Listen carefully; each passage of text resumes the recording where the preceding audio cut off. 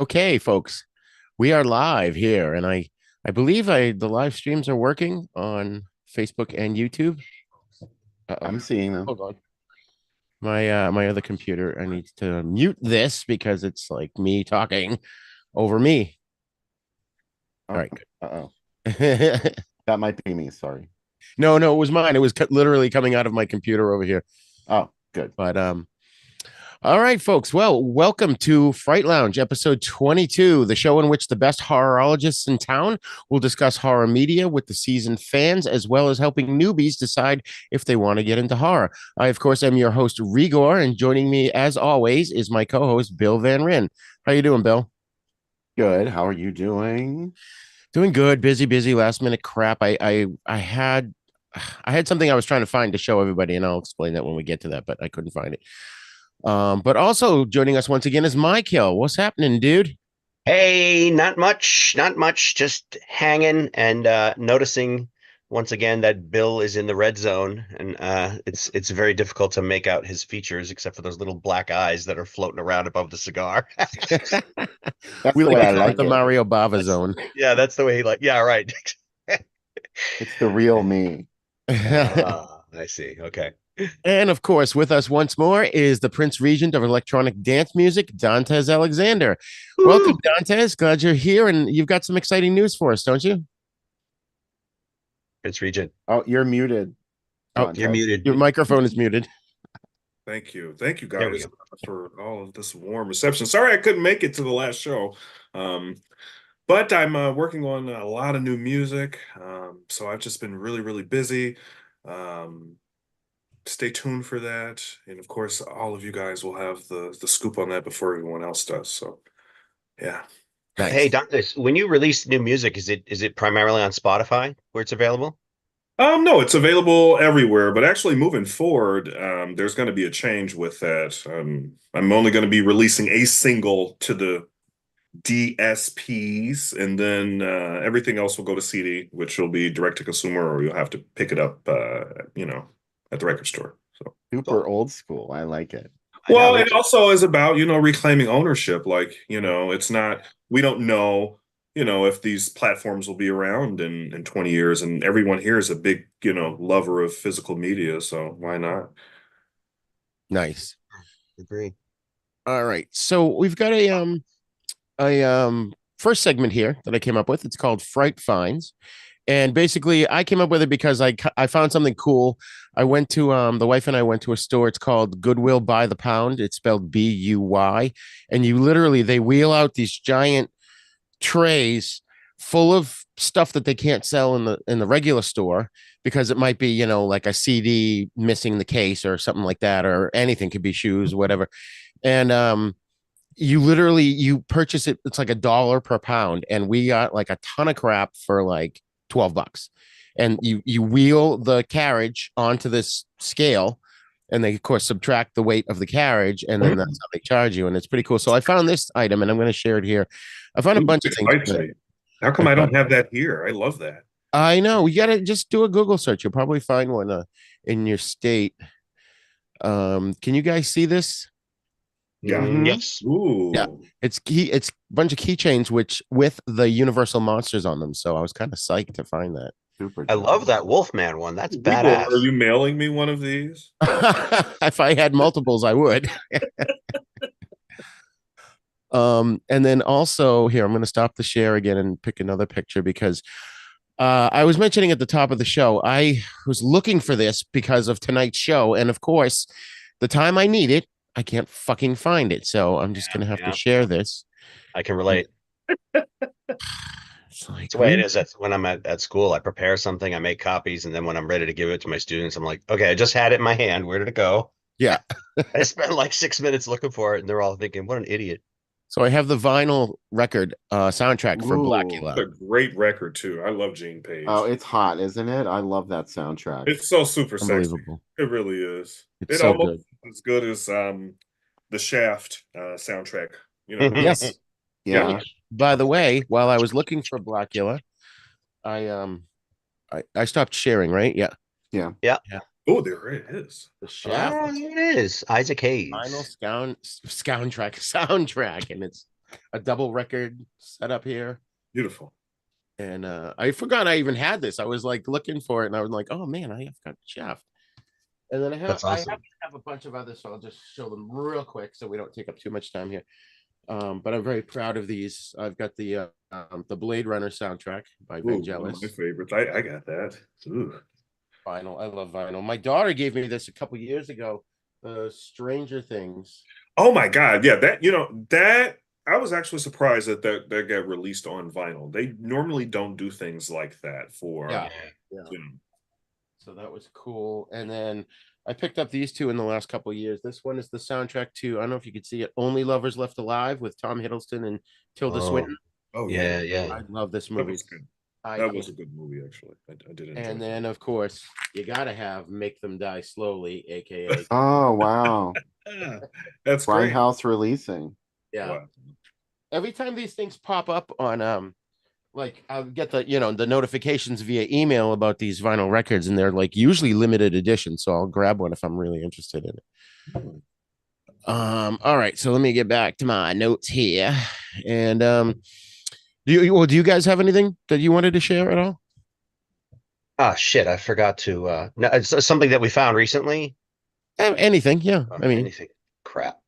don't Oh, worry about well, it. I had an idea, but I forgot to bring it over with me. Damn. I have that. Hold on a second. Oh, okay. The only thing within reach of mine is that I found this little skull in a fish tank in a place that sold like fish tank thingies, that you put in a fish tank. And I thought it was so cool because it had like the little greenish eyes. I've stuck it in front of my face on the show before. And Yeah. it's got a big hole in the back of his head, like somebody smacked him in the head with a pickaxe or something to kill him.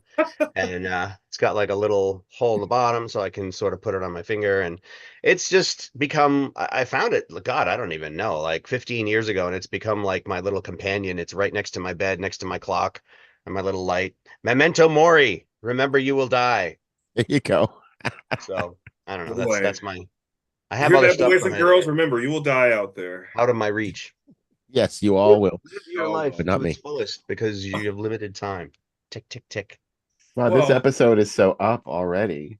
isn't it? Is it my turn to share? I'm just being real, Yeah. man. Because Go for it. I just want to like turn on you guys really quick. I'm so proud of this. So I'm going to turn my little weird light up here. Hold on. Mhm. Bear with me here. I feel like such an old person. Listen to who you're talking to. All right. Bam. Oh my God! Bam. Yes. Is that the whole series, Yes, sir, it is. dude? Wow.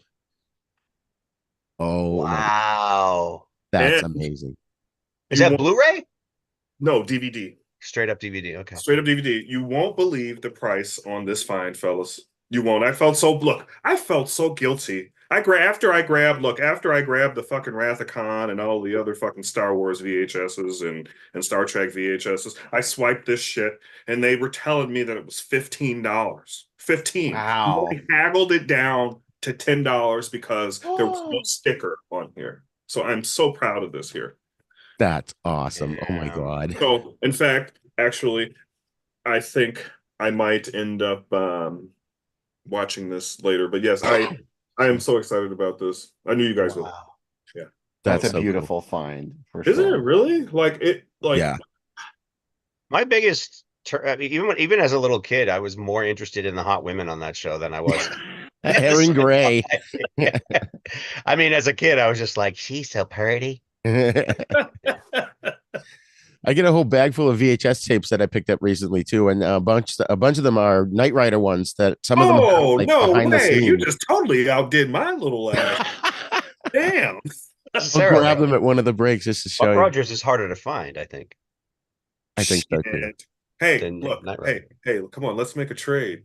Come on, Reader. But yours is on DVD, It's right? not Mine was Blu-ray. on VHS. He's talking about VHS. Yeah. Oh no, I don't want to go that far back. I don't even have equipment to do that yet. I'm still waiting on some of my things to come. So, That's funny. well, I'm serious. I feel like we need to like hoard all of these things because Seriously. like technology is moving at like such a quick rate. Like I'm so scared that like we Yeah. don't have physical copies of anything anymore. You will Like, own nothing and you will be happy.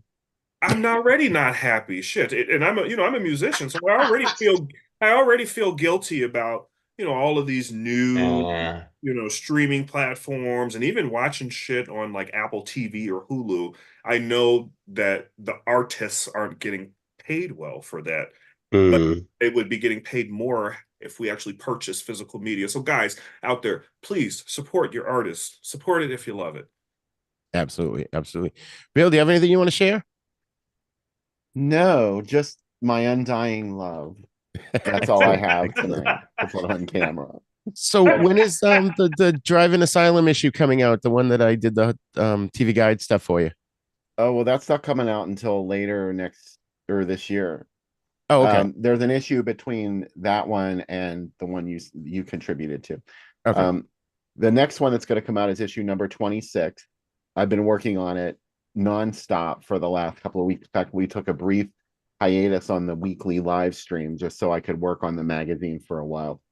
But I've got, along with an interview with Gary Sherman, who's the director of Dead and Buried, Raw Meat, Poltergeist 3, the much maligned Poltergeist 3. Look, hey, I thought that was a good movie, or maybe it was just because I was so young when I first saw it. But look, We're like one of about 10 people who thought that, Dantes. well, wait a minute. Is 3? Is that the one where are they still in Chicago in that one?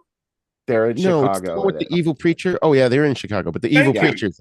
Okay, and that's why I like them because they're in Chicago. I mean, the evil preacher guy, yes, he was like creepy as hell. Yeah, like it's not a terrible movie. In fact, I think it's one of those movies that's like half of a good movie. And then the rest of it is just like bullshit that the studio forced on Gary Sherman. In fact, he was really angry about it. He was like, he never wanted to do the movie in the first place. Well, thanks for destroying my childhood, Mr. Bill Van Ren. I didn't mean, I hardly destroyed anything. That is one of my favorite. In fact, look, we argue about this all the time in this house, which Poltergeist is the best. And that is actually like, I go in reverse order. Well, we've got an interview with the director of that movie in the next issue, but that's not the most exciting thing for me. Even though that's pretty exciting. I tracked down one of my like short lists of must-haves for the magazine, and it's an actor who has been living in obscurity for years and years and years, or so I thought. Mr. Zooey Hall, who was on a program called The People from the very early 70s. Oh yeah. And he happened to do this movie in 1972 called Poor Albert Little Annie. And it's one of my favorites. It was more well-known and better distributed in 1974 as I Dismember Mama. Oh, okay. A title that totally is not what you get in the movie. Like it makes it sound a lot more gruesome than it really is. But Zooey Hall just carries this movie, and it's a stunning performance. It's a very low budget movie. It's not, it's not the kind of thing that's gonna make a comeback and be like, oh my God, it's such a fabulous art film. But 4K restoration. I hope they do it deserves a 4K restoration. That would be cool. Yeah. But Zooey Hall, it's impossible. It was impossible to find him, or so I thought. And then I realized, oh, he's going under the name David Hall now. And he was performing as a lounge singer in, I think, California. Out in California is where he lives, if I'm not mistaken. Oh, I have to go back and listen to my interview again. Anyway, I got an interview with him, and it was really exciting. So he's going to be in the next Drive-In Asylum, number 26. Charles Bronson's biographer, Paul Talbot, is going to be in it. He wrote a book about a lot of books about Charles Bronson. One of our correspondents, Stephen Pytak, conducted a great interview with Paul about his top 10 favorite movies that don't feature Charles Bronson. So that's going to be another feature in the magazine. Can't wait. Awesome. So of course I forgot to hit record on Zoom, so I'm going to do that right now. I can always download the YouTube version. Oh, okay. But that's how my week has been. But that's awesome. Days, yeah. I will be the next thing I'll be working on will be my part 2 of my soap opera actors in horror article. Yes. We're waiting with bated breath, Roger. I figured. I thought that was going to be the next thing I got from you. Instead, you did the TV guide thing, which is awesome, by the way. Oh, good. Thank you. Yeah, it took me a month to do that. I was like, and of course, 1980. So for folks who don't know, Bill's doing a theme. It's like what, a retrospect on 1980, right? Yeah. Every once in a while, we do a special issue of the magazine, and we just focus on one unique topic. And there's a recurring series. We do the yearbook. We've done 1979. We've done 1981. Now it's time to do 1980 because why do it in chronological order? So much like my record collection, I have a zillion TV guides, which were in no particular order, with the exception of like 1960s ones and a big chunk of the 1970s. So this finally was an excuse for me to go through, and so I could dig out all my 1980s, and I've sorted them all into each decade. And of course, 1980 is the one I have the least amount of TV guides of. But in the long run, that worked out good because the amount that I scanned in and the amount that I had to pour through to whittle down for Bill's magazine, it took me over a month, and I was glad there weren't any more. Wow. So, hey, how old were? What? I'm sorry. Just a real quick thing. How old were we when Buck Rogers was out? Were we like? I mean, what year? 78, 79. You got the Dantes. You got the DVDs there. When was Buck Rogers first aired? Let's see here. What do we got? What do we got? Well, no, this is not accurate at all. 1979. You're right. Yeah. Okay. So 79. I was 9. You were 8. Yeah, 9 years old here. I just want to go all the way back and point out what a goofball I am, that even at 8 years old, mispronunciations of things bugged the crap out of me. So I had a lot of classmates coming in referring to the robot on Buck Rogers as Twinkie, and I could say not Twinkie, it's Twicky. Twicky. There's no N in there. It's Twicky. At 8 years old, I was doing this, and to this day, I still do that. That's funny. Oh God, that's so funny. Yeah. Doesn't it make you mad when people don't really know how to pronounce it? And it's like such an asinine thing in a way, because I know what they mean, and it doesn't really matter that much, and they don't really care, but it just like offends my ears, and I have to correct them. I was the same way at that age too. It was just like that, and now I try to keep my mouth shut and do it in my head. Well, folks, tonight we have got 4 crazy Blaxploitation movies for you. We've got Blacula from 1972, Blacula Scream from 1973, Blackenstein from 1973, also, and Abby from 1974. So I just want to give people watching at home well, you know what? Actually, before I do that, we've got some responses already on Facebook. I just wanted to mention it before they get buried. So our fan Frank said he loves Isaac Hayes' gold chain outfits. He wonders what the chef from South Park would say about the Blacula African Idol scene. And he says, my buddy bought Kit, because we mentioned Knight Rider. So Frank, if you could elaborate on that, did he actually buy one of the cars used in the show, or was it replica? That's a strong statement to make and then go silent. I know. Right? Details. So we want to know when that pops up. We'll jump over to that. But like anyways, I slept with the lead cheerleader and then no details. It's like, right. Tell me something. So just to give folks at home a little background on what exactly a Blaxploitation movie is, during the 60s to the 80s, there were films that sort of capitalized or exploited things that were popular. And they were usually low budget films, and they were called exploitation films. And a lot of times there are actually not a lot of times, but there are several subgenres. And Blaxploitation was an independent film movement of the 70s of exploitation films primarily made by Black filmmakers for Black audiences.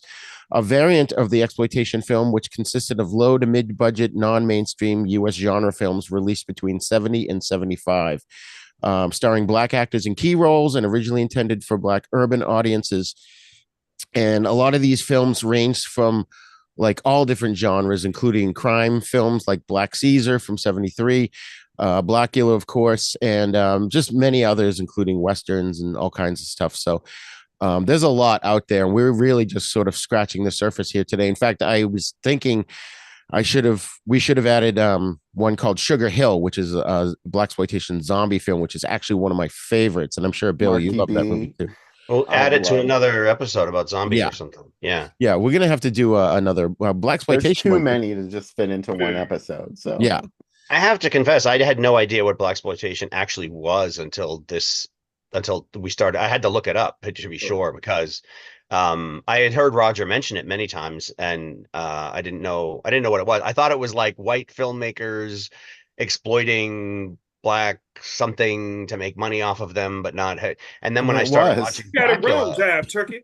it It was, totally was. it was, but I mean, it wasn't like they had black directors doing it and black actors in it and you know what I mean, like I Yeah. just I guess I was thinking of it from a slightly different angle, but then I started watching Blacula and I was like, oh, this isn't like a parody or anything, this is like a straight up horror movie, like right. they're actually Yeah. trying to make a horror movie Yeah. and it just Yeah. happens to be all black characters and I was like, oh, okay, like Yeah, there's a whole ton of subgenres of exploitation films out there. We'll get into them another day, but I just want to go on record right now before we even get into the when did you see this, what was your first impression stuff, is that I loved all four of these movies, some more than others, but for me watching them, especially I kind of crammed them in the last 4 days. It was like comfort food. It was like going home because the 70s music, the styles, the cars, the shots of the old cities, the groovy action, it just brought me back. And I literally felt like I had gone home. You gotta love the waka waka guitar music with the bongos and sometimes flutes. And we'll get into all that because I'm sure Dantes, you have something to say about this music in these movies, but Of course. it was just, I loved them all. I'm just going to go on record as saying that. actually, am I the only one that also watched the Dr. Black and Mr. Hyde one? I didn't. It wasn't on our list. I didn't. I thought somebody mentioned it in passing in the I conversation, did. and so I watched it. You I watched it did. too, It's by Bob? the same director as Blacula, William Crane. Yeah. And it came like a couple years after Blacula. It's half of a good movie. Yeah. Again, it's another half of a good movie. That's And being it's, generous. you know how Blacula has like it's the subject matter is campy, like vampires, and but it had a very serious approach to it. Dr. Black, Mr. Hyde has a very serious approach to it for about half of the movie, and then it just goes totally like batshit crazy at one point, and you're like, this is really juvenile almost. So it kind of ruined it for me because these movies, it's first of all, it's worth mentioning that these were not the first all black horror movies that existed. That went all the way back to the 40s.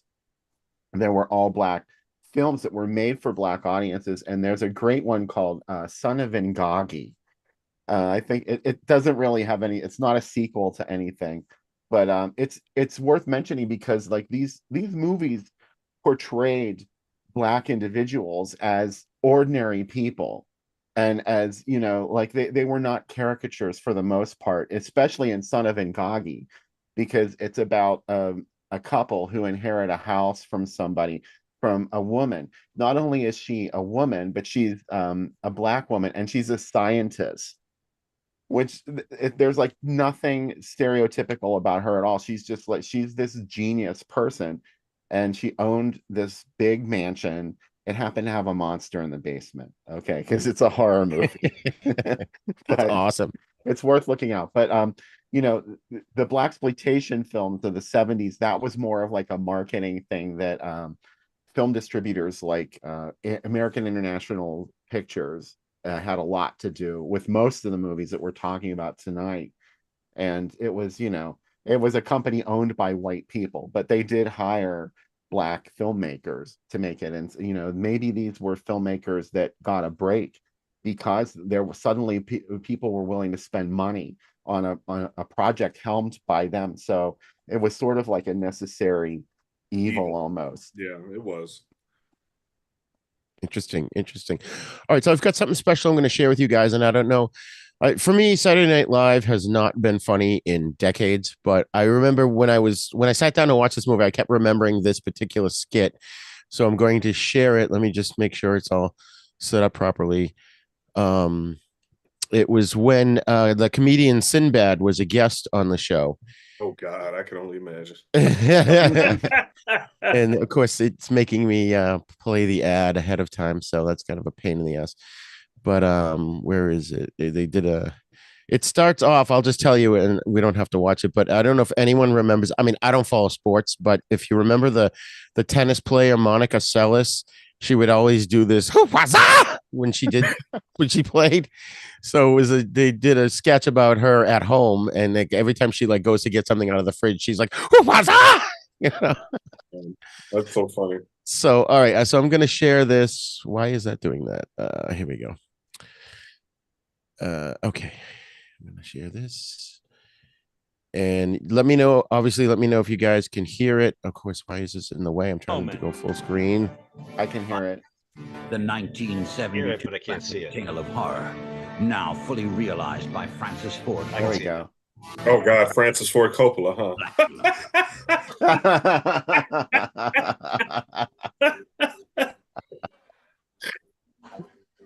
Oh.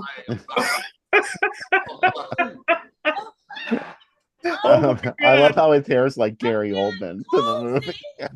It's like Mickey Mouse ears. Black cool is going to make it all right. Jump back, Jack! Hey, here go.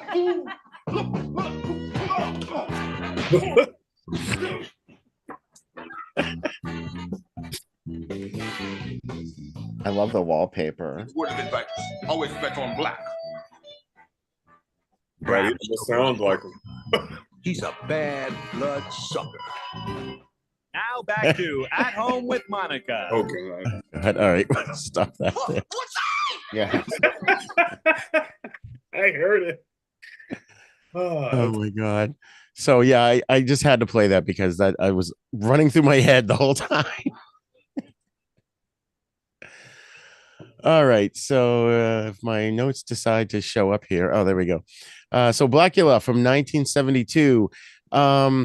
There are some things I do want to preface this by saying, and in all of these films, there are some things that some modern viewers might find offensive. So if you do, don't watch them. Don't watch the show, because you have to understand that films were made and put them in the context of when they were made.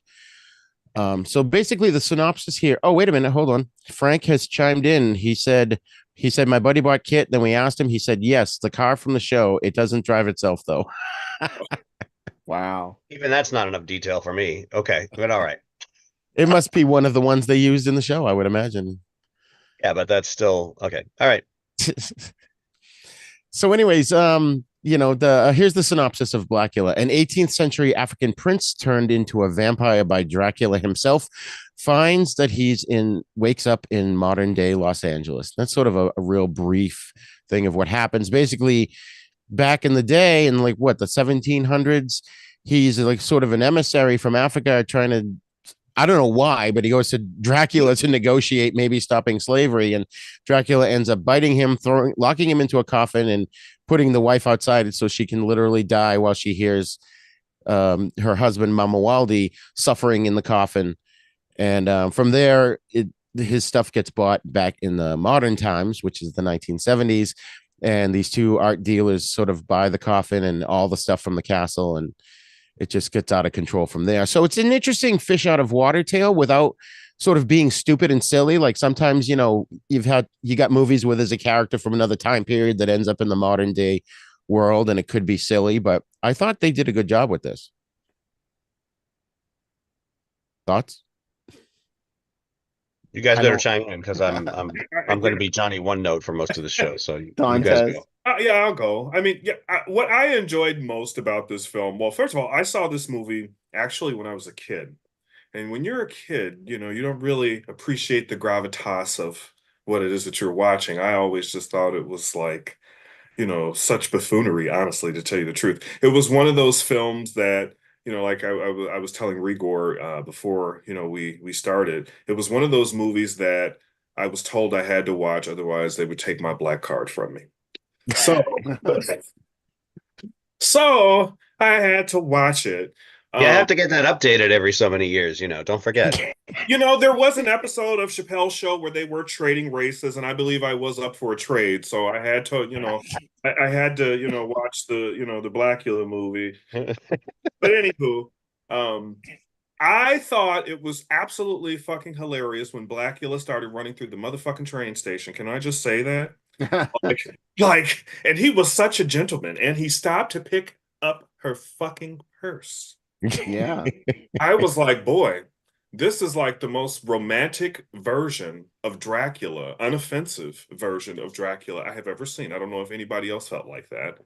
Yes, I mean, absolutely. he They were was, devoted to each other. Mama Waldy and Luva were just like completely in love, and you could see it on screen. That's the credit to William Marshall and Von Edward yes, gave. yes, yes, yes. And I loved her name. I thought that was such a clever wordplay on lover, Yeah, Luva. yeah. My Luva. Um, yeah, I love that. And then I have to talk about William Marshall's performance. His voice and the resonance and the tone of his voice is very strong. I could see him giving James Earl Jones a big run for his money. I mean, like seriously, in fact, I believe they're probably around that same age group, and Yeah. um, they probably, hit the circuit, auditioning at the same time. But the man's got a great, great voice. Um, he was also sort of sympathetic to me. Like, I mean, like Bill said, I mean, it was first and foremost a love story, which was interesting. The love story sort of drove the narrative home. I appreciated the stylistic effects of all of the women in the film. Every woman looked like Pam Grier. I mean, from the Oh, fro all the way down. I was like, damn, does anyone not have a little fro in this film? Uh, like, I mean, all the women. I mean, and all of them were absolutely gorgeous. But I appreciated them really sticking to the Blaxploitation style. I mean, they really committed to it. Basically, when the film started, just looking at like, the introduction, the vibrancy of all of the colors, I was sold immediately. I mean, we talked about the wow, chicka, wow, wow, wow, chicka, wow. So, I mean, I honestly felt like I was just watching really like almost how do I say this? It's so weird because I know the Francis Ford Coppola pick actually came later, but I can almost see possibly where they may have said, "Hey, we could possibly use some of this material for, our Dracula." So it was interesting. I really appreciated it. I did. It was a good watch. I hadn't watched it since I was a kid, and it was fun to watch. Yeah, yeah, I agree. And I forgot to do the old, when did you guys first see this movie? And obviously you've seen it since you were a kid. And I grew up watching this movie. I always recognized William Marshall when he was in stuff like he was on an episode of The Jeffersons. I remember as a kid going, "Hey, yeah. that's Blacula." And he was the There, king of cartoons later on yes, Pee-wee's Yeah, what Playhouse. does that mean? You right, mentioned that. yeah, He was on Pee-wee's Playhouse. He was the guy who came in and let the cartoon begin. Oh my God, he was. You're right. and there's a lot of shots of the vampires in this movie, especially when they're running slow mo. And I think we mentioned this in a previous episode. Those terrified me when I was a kid, and to Yeah. this day they still do. I was like watching this with the blanket over my face. This is a scary movie. Yeah. I But think it's scary. sorry, not to cut everybody off, but what I thought was so brilliant about this was they were able to sneak in social commentary about the time. Yeah. And it was so interesting to see how certain things were attempting to try and be reclaimed and like almost forged. Like now in this day and age, like people talk a lot about representation, right? They use that word, oh, representation, the film's woke and all of that. But back then, you didn't really have, very many outlets other than art to express your frustration with society. And I just thought it was really fucking slick. I did. Each Um, of the movies that we're talking about tonight does that in its own unique way. And it was so Blacula does it the best, I think. I couldn't agree with you more, Bill. Like it totally blew my mind. Like at how intelligent it was. And I don't know if it tried to be sophisticated or if that was just like the vibe of the era, but it was like so sophisticated. Like I felt like I was watching almost like and I don't want to take away from the intensity of George Marshall's performance, but I almost felt like I was watching it live. You remember how all of the old television shows would be in front of a live audience? That is Yeah. how amazing their performances were. Right. William Marshall was a classically trained actor who did a lot of Shakespeare, and Mm. he was known for his portrayal in Othello. Yeah. And this was sort of a step down for him to do something like Blacula. I And couldn't believe it. but I think in the long run, it may have pigeonholed him. Like it may have held him back from being the next James Earl Jones, that he appeared in something like Blacula, which is a shame because he is an incredible actor. And I think it's just sort of interesting the way he plays this film with a Shakespearean dignity. Like the material is silly, but he is not.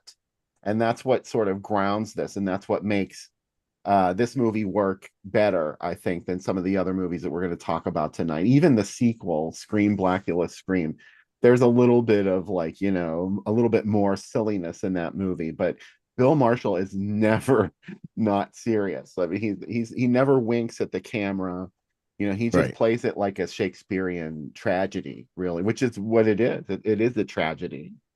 And that's always a sign of a good actor when they give it 100% no matter what, even if they go, oh, this is going to be crap, but you know what? I'm going to give it my 100% anyways. So, Michael, you've been a little quiet here. What was your opinion? Have you seen Blacula before? Or is this the first time viewing for you? No, this was the first time viewing for me, and I really feel like the lack of nostalgia is like coloring my whole view of it. Because I think if I was nostalgic about it to any degree, like the three of you seem to be, um, Bill, how old were you when you first saw this? Oh, I was young, probably like 6, 7 years old, and Okay, it was on wow. TV. I was obsessed with anything that had to do with vampires, so Blacula was a natural. Yeah. Uh, I love, I'm sorry, you just spent all this time talking about this actor and I lost his name. What's his name? William William Marshall. Marshall. William Marshall. He definitely has a screen presence or stage presence. He's great. I'm going to be the asshole in this episode. There's Okay. one of these movies I really liked, and the other three/4, if you count the Jekyll Hyde one, I could do without. So I will keep that on the back burner, I guess. I didn't like it. I don't like it. Uh, I don't really resonate with a lot of the stuff you guys are saying. Maybe it's just because my first viewing I didn't pick up on the social commentary and the tragedy, Shakespearean tragedy thing. That my biggest beef with three of the movies we're going to talk about today is that they seem like they were being made up as they went along. They didn't seem like there was any narrative like inertia. There was no, like, the pacing was awful. Each scene just sort of seemed to sit in its own little tub and just kind of marinate there. And then they'd go to another scene, and I was like, wait, is there any flow to this story at all? Um, so yeah, for me, it was hard to get through the whole thing. But I think the women were gorgeous, as was already pointed out. And I think the sets were beautiful and the cars were awesome. It was great to see this 1970s stuff that you mentioned, Rigor. And the music was cool, and I liked the main actor, but as a story and as a movie, it just left me cold. So I sorry can about see that. I can see that, especially if you hadn't seen it before. Like we all kind of grew up on it. that. So yeah, that's I can totally valid. I can see it. I mean, I think it's hard to watch these movies and to take it seriously if you don't have a love of the camp, because this comes across now as being extremely fucking campy. It I probably always struggle with camp. I always do. Yeah, I don't know why. You have. Yeah, Roger knows this. Yeah.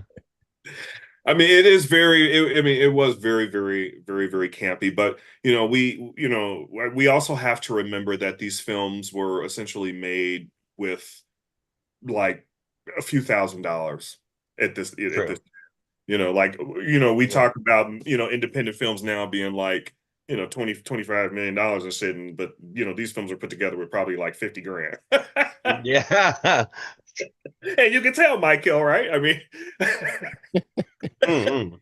All right, so I'm going Well, to share some. oh, Oh, wait, sorry, Bill. Go ahead. I have more to say. This is sort of this is a doubly unique film in the fact not only does it uh, bring you black characters who are presented as ordinary folks and not hard. I mean, there are stereotypes in every one of these movies. There's like the jive talking pimp and everything, and the hooker, but there are other types in these films too, which is unusual, for films in general of the 70s. And but it also had gay characters in it. And yeah. this was like It's this true. was almost taboo. And the gay characters in the film, even though everybody in the film, most of the characters anyway, treat them very negatively, and they have some choice language that they use and references words that we've all heard. Well, it's sort of unique because it presents them as a couple, and it doesn't. The movie itself is not mocking them.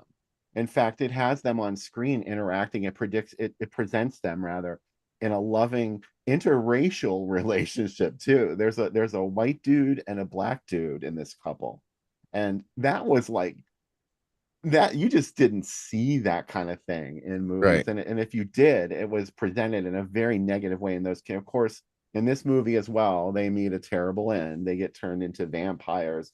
They become Blacula's first victims when they foolishly open his coffin in a warehouse once they get it back to I San don't think that Francisco. aged well now that I think about that.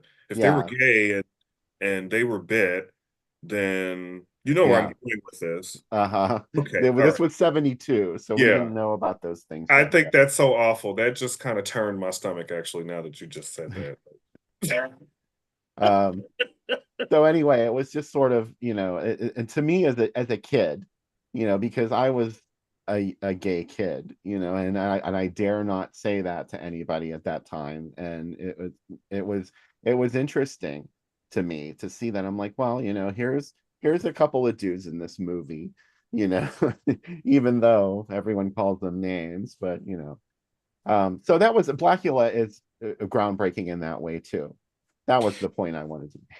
And I thought those two were hilarious in the movie. I mean, there was Yeah. one point where the guy gets his arm cut, and my wife and I are watching it, and all of a sudden the two of them like lift his sleeve up and look at him, and they both go, ah! Uh, like I you did would, too, no matter who you were. Oh, that's so funny. One of those dudes that Bobby is the black member of that couple. The actor that plays him is Ted Harris. And actually, my friend Linda Gillen knew Ted Harris. And Okay. she used to go over, she said, I used to go to Ted's house and play Monopoly with him and his boyfriend all the time. I was like, oh my God, you hung out with people that were in Blacula? That's Holy awesome. shit. That's so cool. Thalmas Rasulala, too, is also, he plays sort of like, he's the cop who is the Van Helsing type in this film. He's Yes. the Yeah. guy that he ends up believing in vampires and he knows what needs to be done and does it. He's also Tina / Luva's modern day boyfriend. So he has to be there to see her die, just like Lucy in Dracula. She becomes Blacula's Lucy, like she's turned into a Right. vampire. He doesn't want to, by the way. He only does it because she gets shot. And it's just a terrible, terrible, sad ending for me. I But you still know what mourn. I mean, and I don't know, I don't think it's because like I mean, this is like my second time like watching this movie in between, let me see, the last time I saw it, I think I probably was like 8 or something. So that was like a lifetime ago. But I think what this film really did a good job of doing is really capturing like the ethos of the era. There was like this sort of like paranoia, like a little bit. amongst like all of the citizens, and even looking at like a lot of the decor, like in the streets and stuff like that. Like you really felt like the authenticity of the time. And I wasn't around at that time, but looking at like fucking bombed out, you know, buildings and shit, it looks pretty scary. So to sit Dracula in an urban environment like that, that's already a fucking, like, the city can be a pretty fucking scary place.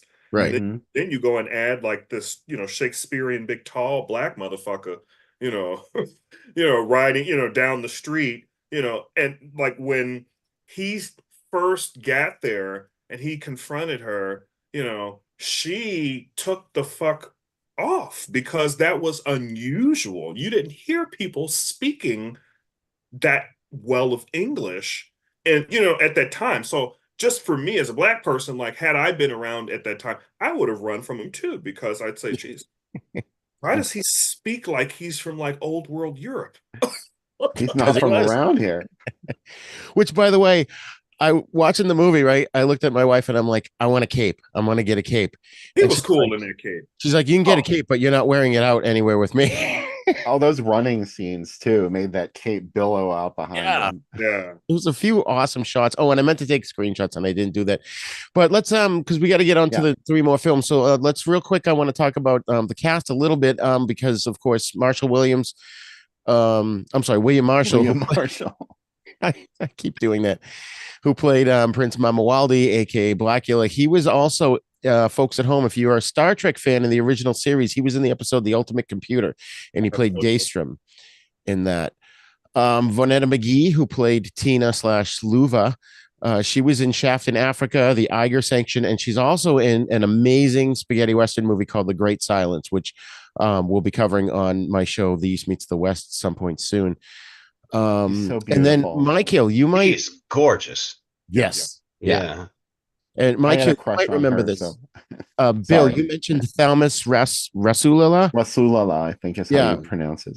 He was on General Hospital. Remember Robert Scorpio had his Aborigine friend Tanganiva, who foresaw Scorpio's death. Oh yeah, that was him. Oh shit! No way. He did a lot of TV. In fact, my god, Blacula was only the second theatrical film I think that he had appeared in. Oh wow. Wow. Yeah. I remember him calling Scorpio Mandabani. That was his word for friend. Yes, I remember that too. Wow. So, all right, I'm going to share some graphics from thing. And Bill, if one of yours that you sent me didn't come up, because I was trying to add them in at the last minute, and I don't know if I got them all in the right folder. So I sent a whole bunch of them. So anything. Okay. And I got some too. So we'll see. So can you guys see this one now? Yeah. Right, here we go. It's playing alongside Shaft's Big Score, which is one of the sequels. I don't know how many sequels there were to Shaft, but there was a few. Two Shaft in Africa. Shaft in Africa. Yeah. Okay. But Blacula, of course, is deadlier than Dracula. And then we've got the next one. Oh, I love this one. Yeah. That's awesome. That is cool. Oh, look, and there's what a with great Batman. Yeah, see that? Yeah, that's pretty cool. You could put that. That could be. I would put that on my wall as a poster. Just that. The creepy silhouette in the background, and Blacula, and then Batman in the corner, and the whole. It's just really cool. Wow. That is awesome. That is so cool. And then this one, deadlier than Dracula. Oh, it's not quite. There's a spot on it. I thought it was a question mark. His habits unspeakable. His lust insatiable. His fate unbearable. That's awesome. Oh, and fate unbearable. His face is fine. I thought you said face. Oh, sorry. He's a bloodsucker. That is one ugly bastard. His fate is unbearable. His face is unbearable. Wasn't there a character in the movie too that every time he'd show up, and what's his name? Blacula would leave the scene. He's like, that is one strange dude. Skillet. Yeah. That is one strange dude. G2 Kumbuka, I think is how you say his name. Okay. He was in Mandingo and a couple of other, high profile films at the time. So Blacula, he just had a bit part in this. Right. And then we've got this one, another good one with Batman at the bottom too. Wow. And I love how they list Frank Gorshin as the star of Batman, Yeah. even though he's the Riddler. And then another one. It's like 3 faces of him in this one. That's a cool one.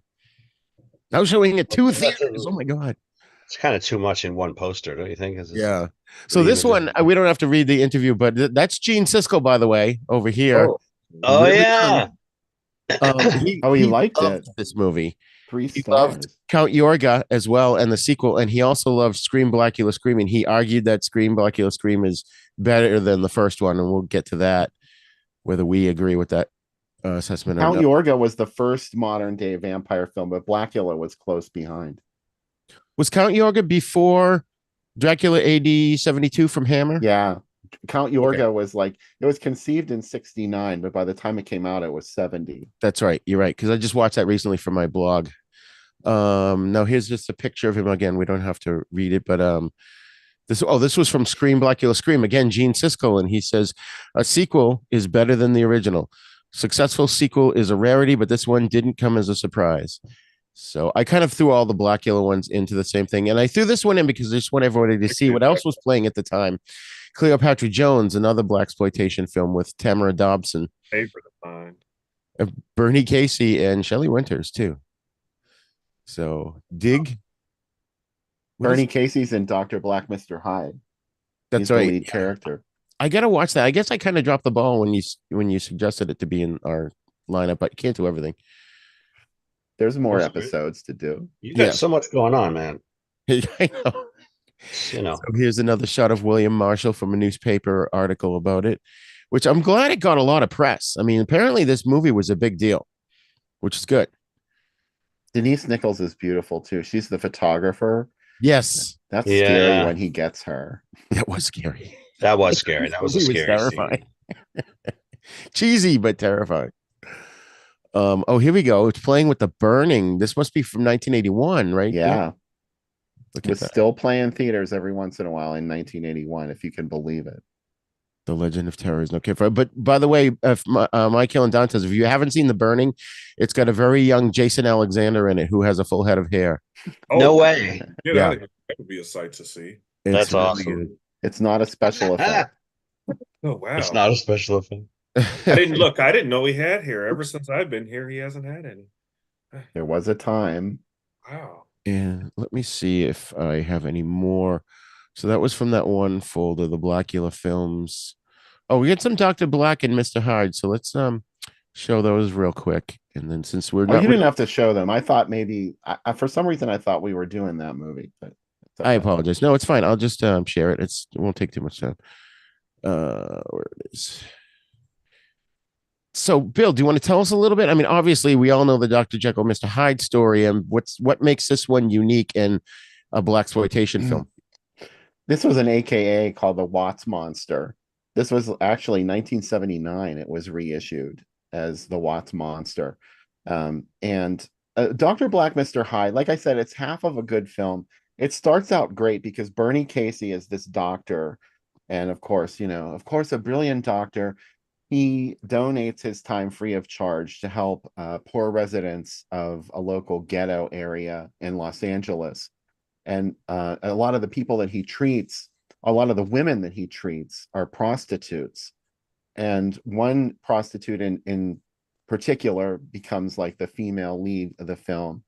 And they have this really beautiful relationship. Like, he does not judge her or anyone that he deals with who's a sex worker. And, it's just understood that this is a reality that a lot of these folks were facing who lived as poor people in this area. And I thought that was a brilliant element of the story because, of course, Mr. Hyde hates prostitutes, and that's who he goes out and murders. So that's going to be the twist in this movie, is like when he becomes this monster, he's going to turn on her and every other prostitute and anyone that gets within throttling distance, actually, in Dr. Black, Mr. Hyde. And eventually it just turns ridiculous. And especially the monster looks kind of scary in this ad. It's not. It's ridiculous. At all. The conceit is that when he becomes Mr. Hyde, he's white. Yeah. And What?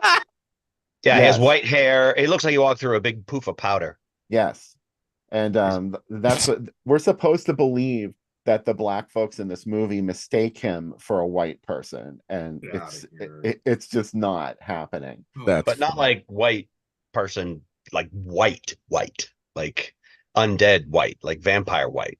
Well, they Oh. think he's a white person in the movie, though. They Like, do, they do. But that's what makes it even more ridiculous is he doesn't look like white skinned as No. opposed to black skinned. He looks like a undead. Yeah. He looks like a black dude with a whole bunch of white powder on him, which is exactly what he is That's when he's Mr. Hyde. So exactly. it's like, it gets really silly like that. But I wish I wish it had stayed the movie that it started as, because it's really a great picture. And then, Bernie Casey's character in it just sort of like has this moral 180 that he does, even when he's as Dr. Black. And it's that part is not good. It has a great finale in the Watts projects, and you got a glimpse of that strange tower that is a real physical feature of the Watts the tower there. projects. Yeah. Yeah, you Okay, see, you're Raj, right. go back one image, Raj. This one or Yeah, No, the one there before. Oh. No. I was going ahead here. So hold After. on. This That one. one. Yeah. Yeah, you see how there's like a bunch of squares going down the on the side at an angle. Yeah. The second one down is what he looked like when he was Hyde, and that is scarier than he looks in the movie. Oh, Oh, interesting. It's very silly. This is another AKA, by the way. and they Decision thought for that Doom. He's got the creepy eyes and the shadowing in that He looks shot. like Lou What'd you say, Ferrigno. Dantes? I was just gonna say how they're like, yeah, I would think that would be silly too. There's no way possible that they could think that he was a white person. No, it's ridiculous. But like I said, it's not a worthless film by any means, and it's directed by William Crane, who directed Blacula. So Right. it does have that panache that he possesses. I'm fine. And it's very visually communicative. Like, the worst thing is a stagnant movie where like you're just watching like static shots of the actors, and it's not like that. So it's worth watching. Yeah, I definitely want to check it out. We could do an episode about Jekyll and Hyde movies and include this as well as Dr. Jekyll's Sister Hyde, the Hammer film where he turns into a woman. Yeah. All right, and then what else? We got one more here. Dr. Black and Mr. Hyde. The fear of the year is here. They call him a haint in the movie. Like, and A it's what? presented a haint, HAINT, which is sort of like a stylized way of saying a haunt or a ghost. Oh, I think because that's the Southern definition. My grandma was Southern, and she used to talk about haints all the time. It was like a ghost you would see in a haunted house or something was a haint. But the characters in this movie talk about him as if a haint is a monster that is Mr. Hyde in this movie. It's another thing that didn't really ring true. It was more than a little offensive too. and Bernie Casey's one of those faces that's you've seen him in everything. Yeah, he's very familiar. All right, so I'm gonna stop share there, and then I think the next we'll get into Scream Blacula Scream, which will I think we're done with Blacula. So final thoughts on Blacula. Michael, why don't you give us your final thoughts first? The same as what I said at the beginning. I didn't like it. Okay. I'm not disrespecting the opinions of the other people who see things in it. No. I'm just saying I didn't see some of those things, and that's maybe just because I have a different frame of reference, whatever. Then obviously Bill's got a lot more knowledge and about the history of film and how it evolved and stuff like that. So I'm not saying you guys are all wrong. I'm just saying I didn't catch it. Dude, don't feel you have to like it, because I fucking hated the Blair Witch Project, but I watched it anyway. That shit was so bad. And it's so crazy because when that shit came out, when that shit came out, I was like, oh, I hate to admit it, but I was like 10. And I remember they were like, you guys can't see this movie. And then when I finally saw the shit, like as an adult, I was like, what the fuck was all of this about? Yeah, Like, this was like such a waste of time. I remember that whole summer, it was just, oh, you gotta see it. It's so scary. It's so scary. I was afraid. I thought it was very scary. No way, Bill. Yeah, I did. And I still think it's scary. If you saw it years after it came out, and you heard all these people talking about it and all this other shit, then of course it's not scary. The only time Yeah. it was scary was during like the first 2 weeks it was released. If you went to see it during that window, it was scary as fuck. I remember, See and it I in the movie remember like all of the like hoopla that was coming on like about that. There were, like, and probably like had I actually been of age like during the time to watch that, I probably would think it was scary as fuck. But now, like, Yeah, even now when I watch it, I don't find it. I remember why I thought it was scary, but I don't think it's scary anymore but I because I've did seen think it. that what they were doing though with the camera, like that at the time was revolutionary, like that Yeah. type of filming. But now, Yeah, it I was one of mean, the first found footage movies, wasn't it? Like one of the first yeah, big, No, Cannibal well-known Holocaust did ones. that in 1980.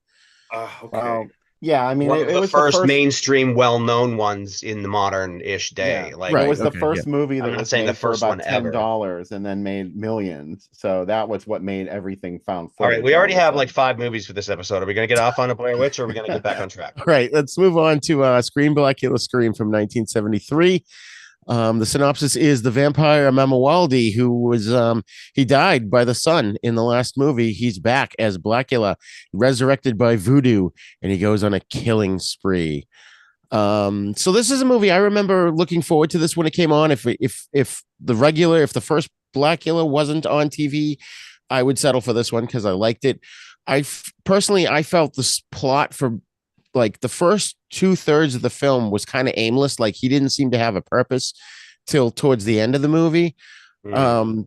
And so that in my mind makes it not as good as the original. But like I said, Gene Siskel thought it was better than the original. I'm not exactly sure why because I didn't read his review.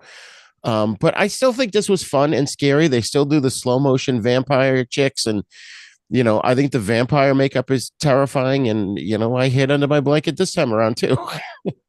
Yeah. Yeah. So, and it was directed by Bob Keljan, who directed Count Yorga and The Return of Count Yorga, which I love those movies too. So he knew his way around vampires. Mm. So, Bill, what do you have to say about this movie? I think he may have stepped off for a Oh, minute. okay. Dantes, what do you have to say about this movie? I do have to agree. This one actually was a little more cohesive than the first movie. The first movie was sort of like, like Michael said, it's sort of like bobbed and weaved out of the narrative a little bit. This one was very much, very, very, very, very, very, very. God, someone give me a word for like a better, just something. It was just way better, like way better. There we go. Sorry.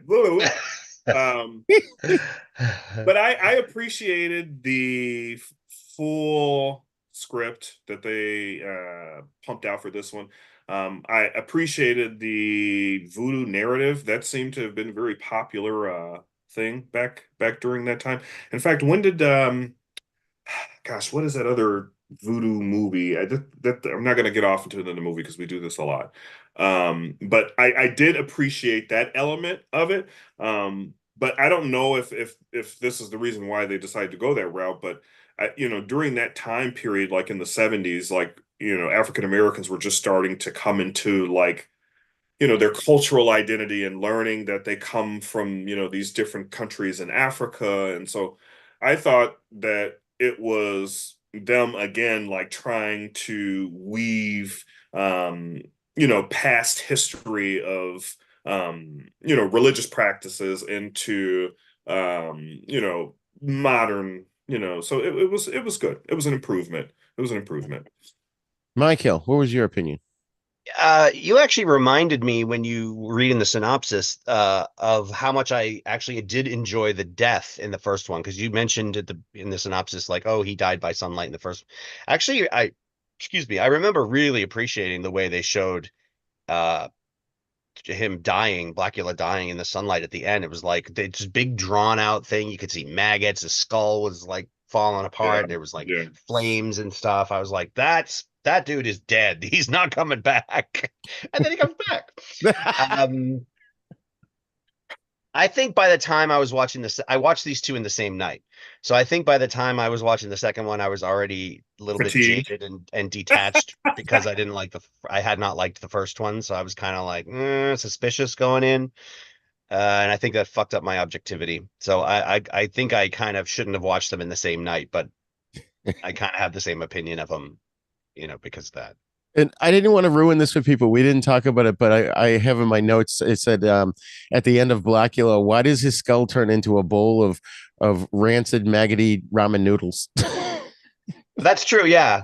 It's like, was yeah, all pretty right, you're dissolving, but why the maggots? Yeah.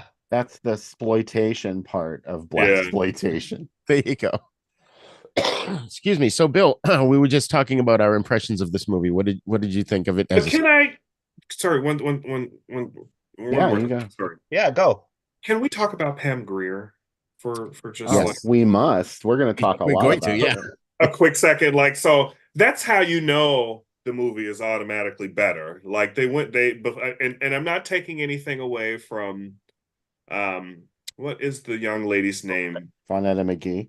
I'm Vanessa not, and McGill. she's absolutely gorgeous too. But that was like a B version of Pam Grier. In fact, all Oh, of the fuck no. Okay. in I'm fact, sorry. no, all of the women in I that. love Pam Grier, but Vanetta McGee is way hotter. I don't know, but I feel like she was the prototype for all of these women, though. Like, Okay. Yes. That. Right. like That. when I Yes. saw Vanetta McGee, I was like, oh shit, there's a Pam Grier wannabe. Pam Grier 0.1, 0.2. Yeah. Well, I mean, but that's because like, and I mean, Pam Grier has such a presence in this genre of films Yeah, that for sure. every black woman can't is going to be compared to her. I couldn't help it. Like, Yeah. I mean, but she was sexy. She could act, and she could hold her own next to a Shakespearean trained actor, and that's impressive. So I just wanted to point that out. Yeah, and she was, of course, in Foxy Brown and Coffee and all kinds of awesome movies. And I think she kind of owes it to Quentin Tarantino for bringing her back to prominence with Jackie That Brown. was a great movie. Yeah, that's a movie I have to watch again because I didn't appreciate it the first time because I It's a wasn't a one-shot. student of her films. Why are all of these great movies always like I sometimes I feel so awful because I have to like watch them like so far out and like because that movie like I actually just discovered that movie maybe about 5 or 6 years ago, the one with Quentin Tarantino and Pam Grier. Jackie Brown, yeah. That shit was like pretty fucking amazing, guys. Like it just took me back to that Blaxploitation kind of period, but it was just it had like the cool of a lot of his earlier work, and you could totally see his influence coming from all of these films. Yeah. Yeah. Yeah, and this, like I said, I already said who the director was. He did Count Yorga. So, Bill, I'm going to step away first from the camera for a second, but why don't you give us your take on Blacula, or Blacula, as I like to say, like Godzilla, Blacula. Blacula. Scream was difficult for me to see as a kid because they never showed that on TV, at least not as much as Blacula. Blacula was on all the time. I used to watch it on WOR 9 from New York, and we got that like as a cable super station in Pittsburgh, and so we got a lot of that programming, essential programming. It was a great time to be alive and to be trapped in 12 channels. That's all we had. Yeah. And it forced us to watch things that maybe we wouldn't have wanted to watch, but I don't want to stray too far. Blacula Scream was a holy grail for me because I loved Blacula and I wanted to see the next one. So I think I had to wait until it was on VHS to rent it. And I didn't like it. Really? I just totally was let down by Blacula, even though Pam Grier was in it too. I agree. She really is just a paragon of the 70s in general. Not even black films. I mean, like she's just, she transcends the genre. And but in this movie, I think she's wasted. I feel like she's wasted in this movie, like because she's not playing the kind of character that we normally see Pam Grier play. And then years later, I went back to it and I was like, this movie's fucking awesome. I don't know what I was thinking the first time I saw it because I fucking love it. It's everybody in Blacula Scream. Like Blacula is full of beautiful people. We already talked about it. The people in Blacula Scream are like blindingly beautiful. Everyone in this movie is a beautiful person.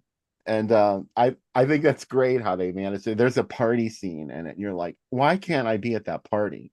There's everybody there. It's just fantastic. And I think it actually has a couple of very scary sequences in it, including one where there's a woman who realizes she's in a house and she realizes that everyone there is a vampire, and she's running through the house and they catch her. That movie, Yeah, that that was part was, scary. it's a scary sequence. So Yeah. I don't know what I was thinking. I think the thing that really turned me off about Blacula Scream is it doesn't have an ending. It just sort of Yeah. ends. And you don't know what happened, like, because you want Mama Waldy to be free from this curse. Like, you want it to work. At least I did anyway, because I like Mama Waldy. He's a good person who is trapped by this bloodlust. Like, he has to kill. And he doesn't want to anymore. He wants to either die or be free of this vampirism. And you never really find out if it worked or not, like this voodoo exorcism that she was doing on him Yeah. at the end. So that really turned me off. Other than that, I kind of agree with Gene Siskel in a few ways anyway. This could have been better than Blacula.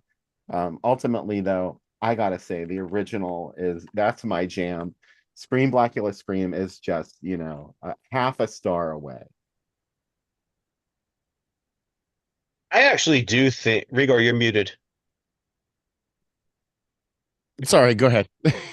I was going to say, Bill, when you said that Pam Grier was wasted in this movie, I started nodding my head because you made me realize that that's what I was thinking when I was watching. I was like, oh my God, Pam Grier. And then Yeah.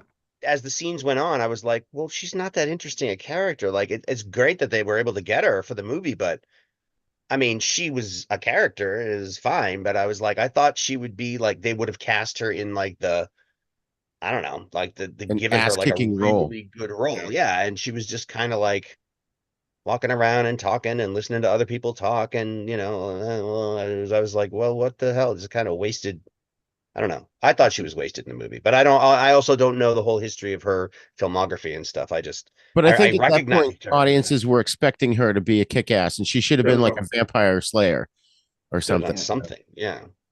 But I that thought- might be why she, probably was attracted to the role, was because it was so different from what she was known for. Could be. Yeah. Could be. Yeah. Could be. It wasn't one what I actor. wanted. It wasn't what I wanted Pam Grier to do, because if you've seen any of her other films, like Coffee, she makes a weapon out of a fucking hairpin and stabs the shit out of someone in it. She makes a weapon out of fucking wire hangers in Foxy Brown. Right. And in Blacula Scream rather, she's just sort of like she's much more laid back in it. She's sort of aloof. She's this voodoo priestess in it. And she's coming to terms with the fact that she's now going to be the leader of this voodoo coven, or that's not the right name. Anyway, you know what I'm saying. Like, I think that was the only problem I had with Pam Grier's role in this film. It's wonderful to see her in anything, though. Yeah. One other actor I wanted to bring up too was Michael Conrad. He plays the white cop, Lieutenant Harley Dunlop. And he's one of those guys, we've seen him a zillion times. But Mike, you might remember he played a character named Jimbo in several $6 Million Man episodes. Yeah. I knew he was familiar. He's got this distinctive nose.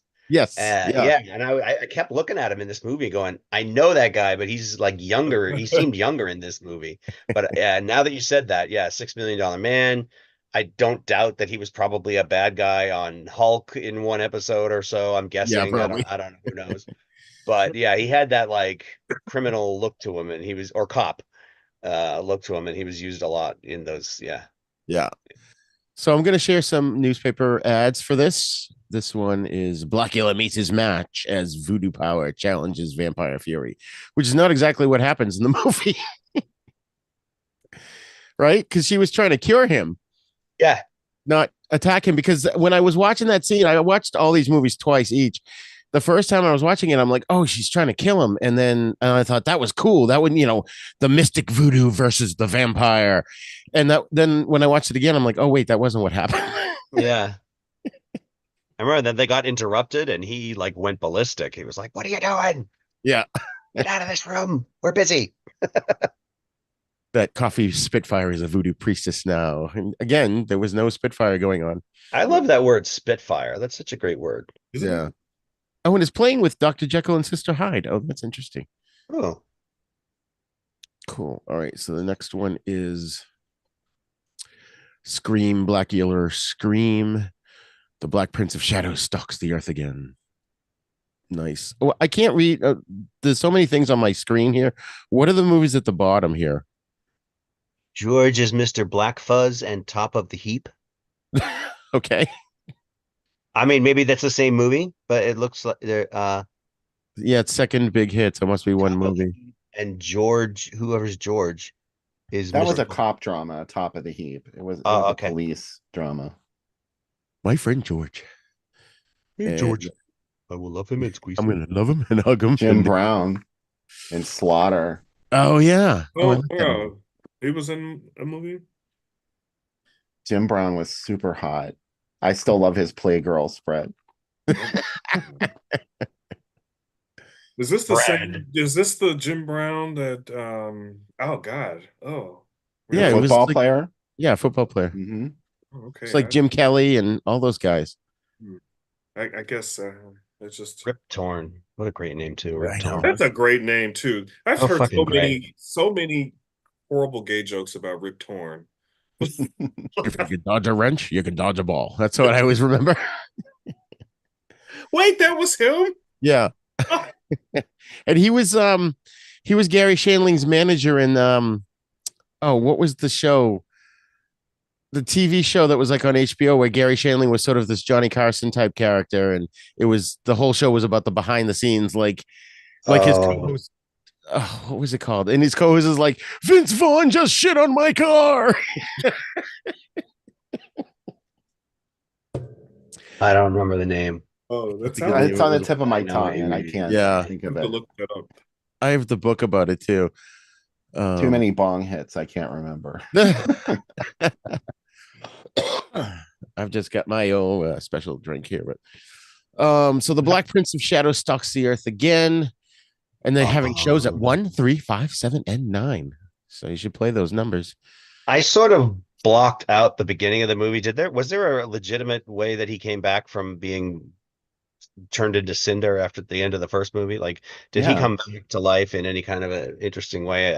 I don't remember. He came back through the resurrection, my It was friend. somebody had his bag of bones, and Yeah. he gave it to somebody that wanted revenge. Oh, I have it written down in my notes here. Oh, He wanted to be the lead of the You know, of the Mike coven. Hill, you know this narrative before. We all know. I this. know it's always the same type of thing, but I just don't. I just enjoyed his death in the first one so much that I was just wondering how they got him back. You know, it's funny because it actually sort of reminded me a little bit of the Mummy. Actually, his death, the Mummy Returns. Remember when they were digging up the bad people were digging up the bones. Remember? And Wait, is this the Brandon Fraser one? yes, Oh, then I don't remember. yes, I'm not talking about that god awful Tom Cruise film. Ugh. No, I'm thinking of Ugh. the originals from the 1940s. Oh, those are good. Don't look. We love those. Tom Cruise horror film? Absolutely not. He should never do horror. He almost killed that franchise before he even started. In fact, he did. Yeah, he kind of did. Shit was so awful. I don't know if it was any worse than the fucking Wolfman. I enjoyed the Wolfman though more. I can stomach him more than I can Tom Cruise. Okay, sorry. Benicio Carry del on. Toro. Yeah. So the guy kills the bird and he puts it over Blacula's bones, which I thought he got turned to dust, but somehow his bones survived. And then he comes back and he turns that guy into a vampire. And the guy, when he realizes like he's got a suit on and he's ready to go out on the town, and Yeah, he realizes he has no reflection, and he No goes, reflection. I don't mind being a vampire and all that shit, but this really ain't hip. I mean, a man has got to see his face. Shit. yeah. I remember that. Okay, that I remember. Okay, but I forgot about the bird and stuff. Okay. Vampires have to do each other's makeup. They can't Yeah. do it themselves. Right. So Dantes, are you saying you didn't like the Benicio del Toro Wolfman? I liked the Wolfman, but they could have had a stronger actor for it after watching it again several times. But I did think his performance was better than Tom Cruise. Okay.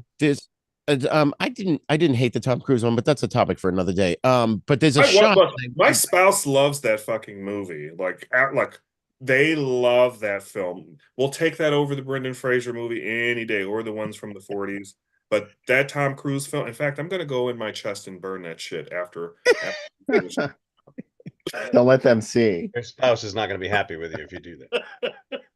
I hated the first Brendan Fraser one so much. And then what does my ex-wife, my first wife, give me for Christmas?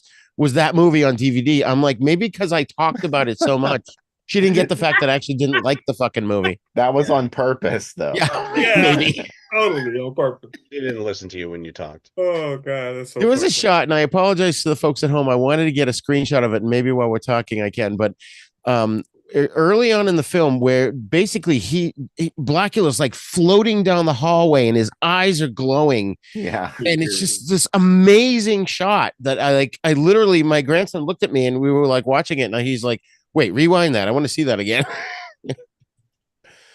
I forgot about that. That was an AIP thing. Count Yorga did that same thing too. Yes. That floating down the hallway thing. Yeah. And then what else? There's a lot to be said in this movie. I mean, like I said, the vampires in this was still scared. There was a lot of jump scares, like when the cops, someone jumped from behind and attacked the cop. Yeah. That actually scared me. And see, I had not actually seen this film until yesterday. So I had nothing going into this. And so I actually was a little embarrassed that I was in here jumping.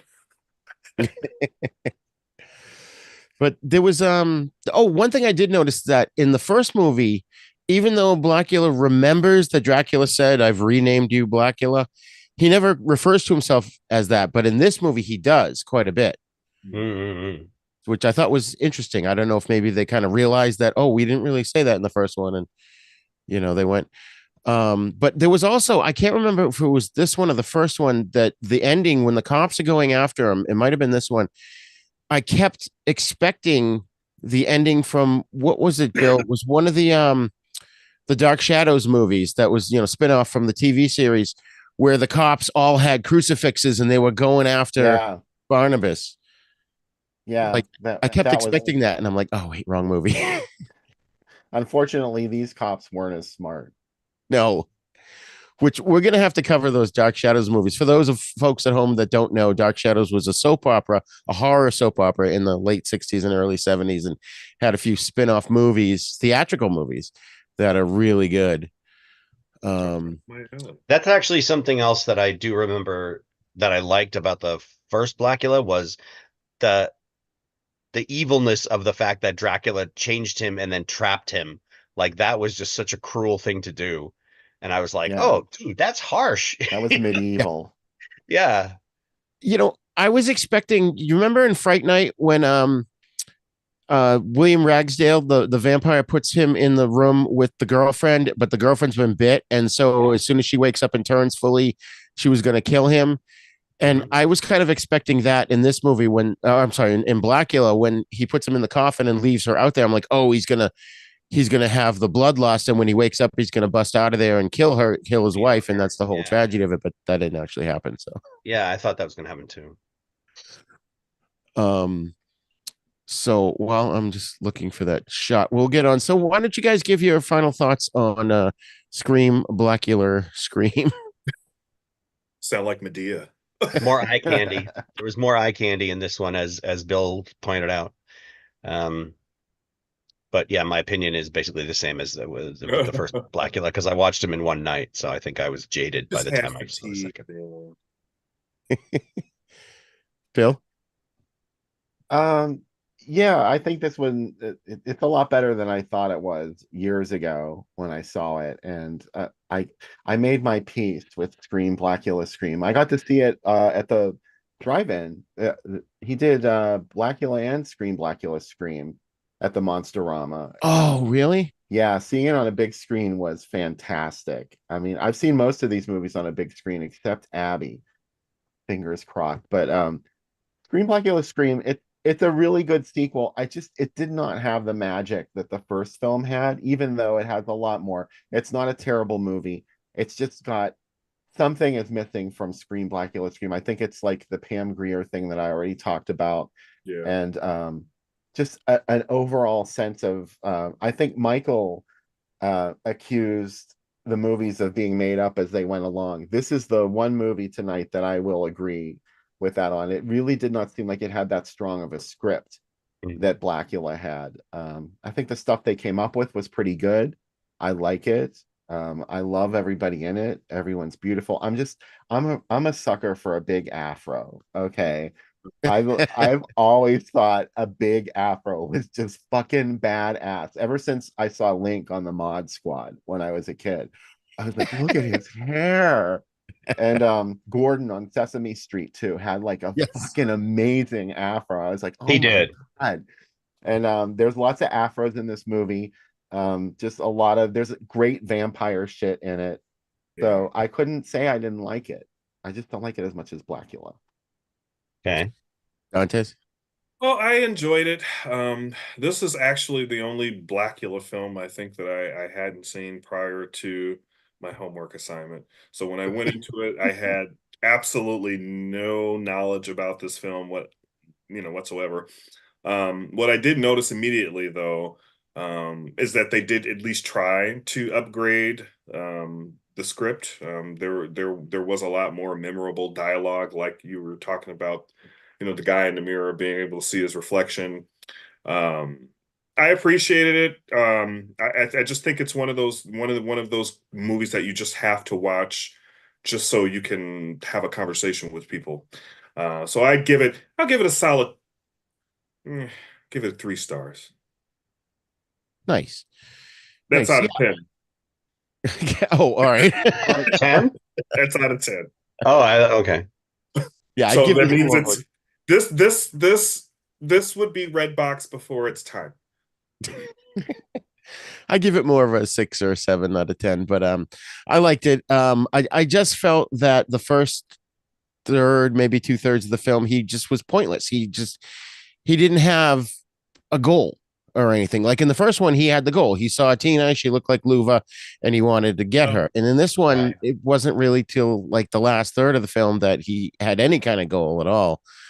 I kind of disagree that it's better than the original, but I think it's pretty up there.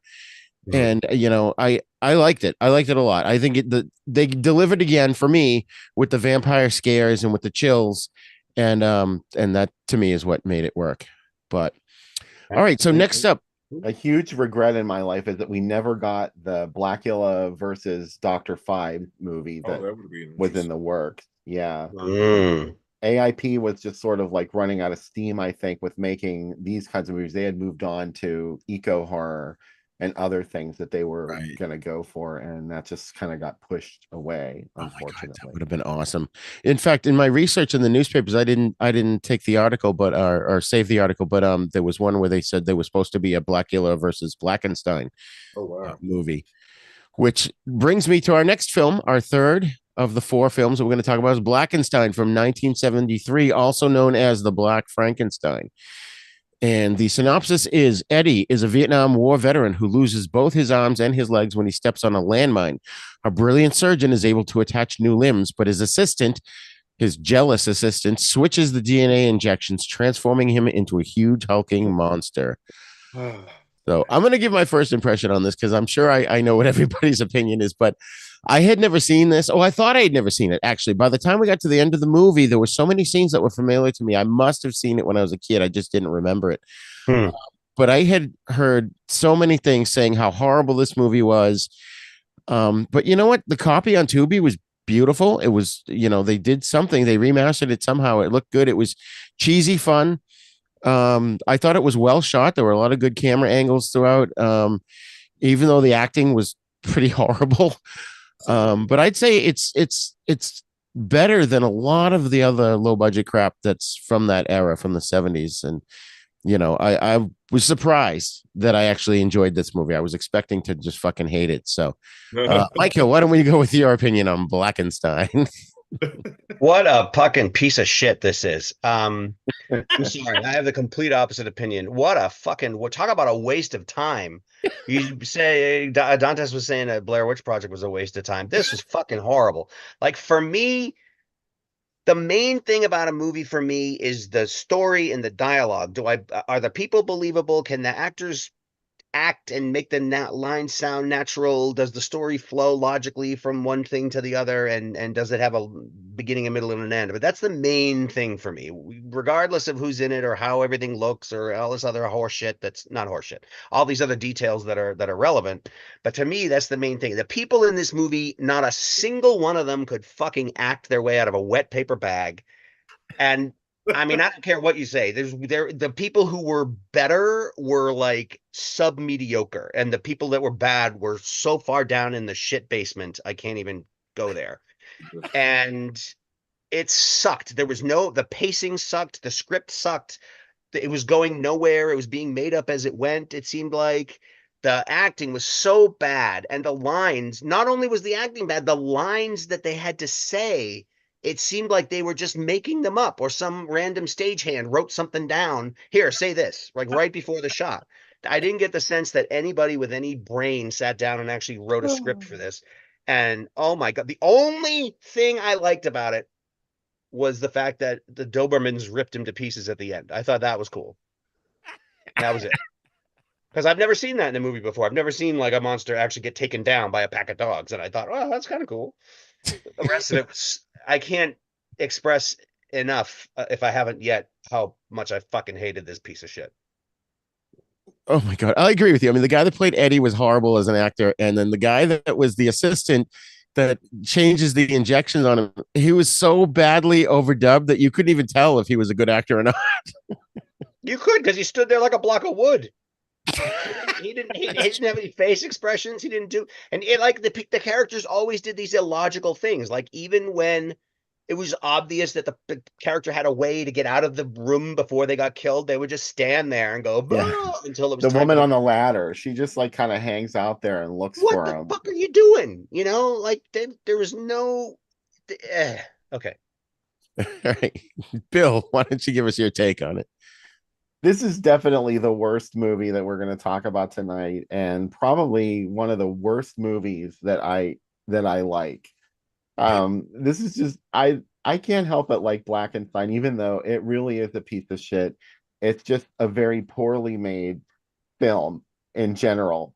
It's not even, that there's no script, there's no sort of atmosphere generated. The production values are sketchy at best. Although it's worth pointing out that the lab equipment that in this film, that's the actual lab equipment from the original Frankenstein. Really? And Wow. it was on loan from, I don't know how they got the permission to use that, because I think that was before Universal was like super protective of that stuff. I don't know. They should, but that really is the lab equipment from Frankenstein. So at least it had that going for it for That was authenticity. And was a pretty. year later, Mel Brooks did the same thing because he had the Universal Yeah. equipment for Young Frankenstein. Yeah. Oh, So wow. it was just sort of it it really didn't have any conviction. It was played more for laughs than any of the movies, even though it would have been better if they had played it more for laughs. Like it wasn't funny enough, and that whole thing with Carmela DeMilo in the nightclub, it was just like really very poor. They must have caught her on a bad night. And but also Liz Renee from the John Waters films is in this. She's in Desperate Living. She's Muffy St. Jacques. And she was sort of like a Hollywood starlet who turned into like a gangster mall in real life. And then she made this movie with John Waters. But this was before Desperate Living. Desperate Living was 77. Liz Renee did this movie in 1973. And she's only in the movie to be eviscerated. Quite unrealistically, I might say. Pink blood throughout. I have to hand it to them though. They really go for it. Like I never saw a Frankenstein movie, even Andy Warhol's Frankenstein, which is really gross and goes over the top with gore. It does not have the evisceration that this movie just like loves to show you. Yeah. So I can't argue with that either. I think all of these movies had a good dose of violence in them. Mhm. Yeah. And this made me think of I was thinking, yeah, this is bad, but Ray Dennis Steckler's what was it? It was The Trooper. I know it by The Trooper, but it was also Oh, Blood Shack. Blood Shack. That was painful to get through. That was far worse than this movie. Oh yeah, there are worse movies Jesus than Christ. Blackenstein. I Yeah. can't even imagine, but I believe you. I don't think I would torture you guys with it, but it was bad. But I did like the dad joke though, that the guy in the club, he about the talking dog. With the talking dog. I laughed out loud. I'm like, all right, that's a good one. Mm. It went No on too comment. long though. Like, why would they devote that much screen time in the middle of a movie to this one guy Because- telling this joke that went on for 5 minutes? I was like, is there a story being told here or not? Like, Yeah, what the it was fuck? obvious padding. Like they Yeah. didn't have enough movie to make it a full length feature, so they just had to Yeah. put shit like that in it. And just all those scenes of the characters wandering around through corridors, Yeah. and then they'll go through a doorway, and when they come through on the other side, they have a completely different hairstyle and their clothes are different. And all they did was walk through the door. You're like, God, this is so poorly edited. They just didn't care. They didn't give a fuck. Yeah. Then the monster saves the chick from being raped, and then he turns around and kills her. Yeah. Like, what? Yeah, what was that? Yeah. A moment of gritty realism in Blackenstein. I was like, all right, cool. He's going to kind of be this heroic monster, but no. Not. But no, the chick at the end who tries to get a dune buggy started and she couldn't, and then the monster shows up. She was hot, and I wish she was more in more of the Yes. movie. But I'm sure she was like, yeah, I'm only going to be in this as long as as much as I'm paid Really for. hot. That's true. She was hot. Yeah. Oh my god! And then we have, of course, the obligatory monster carrying her scene, which But again, okay. So first of all, the other dude has like the leopard or the tiger looking leg. All right, something to do with DNA. It's fucked up. All right, I'll give you that because science. Yeah. But then the assistant is pissed that she won't go. She won't go out with him, even though he's like, "I've loved you since the moment I met you yesterday." And,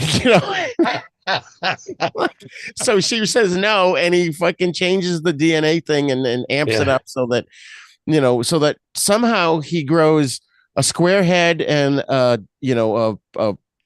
his brow ridge sticks out. Yeah. And he's Yeah. like 3 inches taller and It changed his hair. Yeah. Like the squareness was like an afro cut into a square. So the DNA thing literally changed the shape of his hairstyle. It made me think of, remember that Kid and Play? Oh, Yes. They did that movie. House yes. Party. yeah. with Kid Yeah, and yeah, Play. it was funny. That was super trendy in the 90s when that came Yeah. out. Like that, like it was like, like a radical sort of afro, but it was flat and like very angular. And Kid and Play really rocked that. They really did. Oh my god! I wanted to get Dante's take on this, but seems like he stepped away. Sorry, I am back. Oh, there you are. I just could So, not wait. What's your take on Black Frankenstein, aka Blackenstein? To be honest with you, I thought this was a complete piece of shit. I did. What I will say though,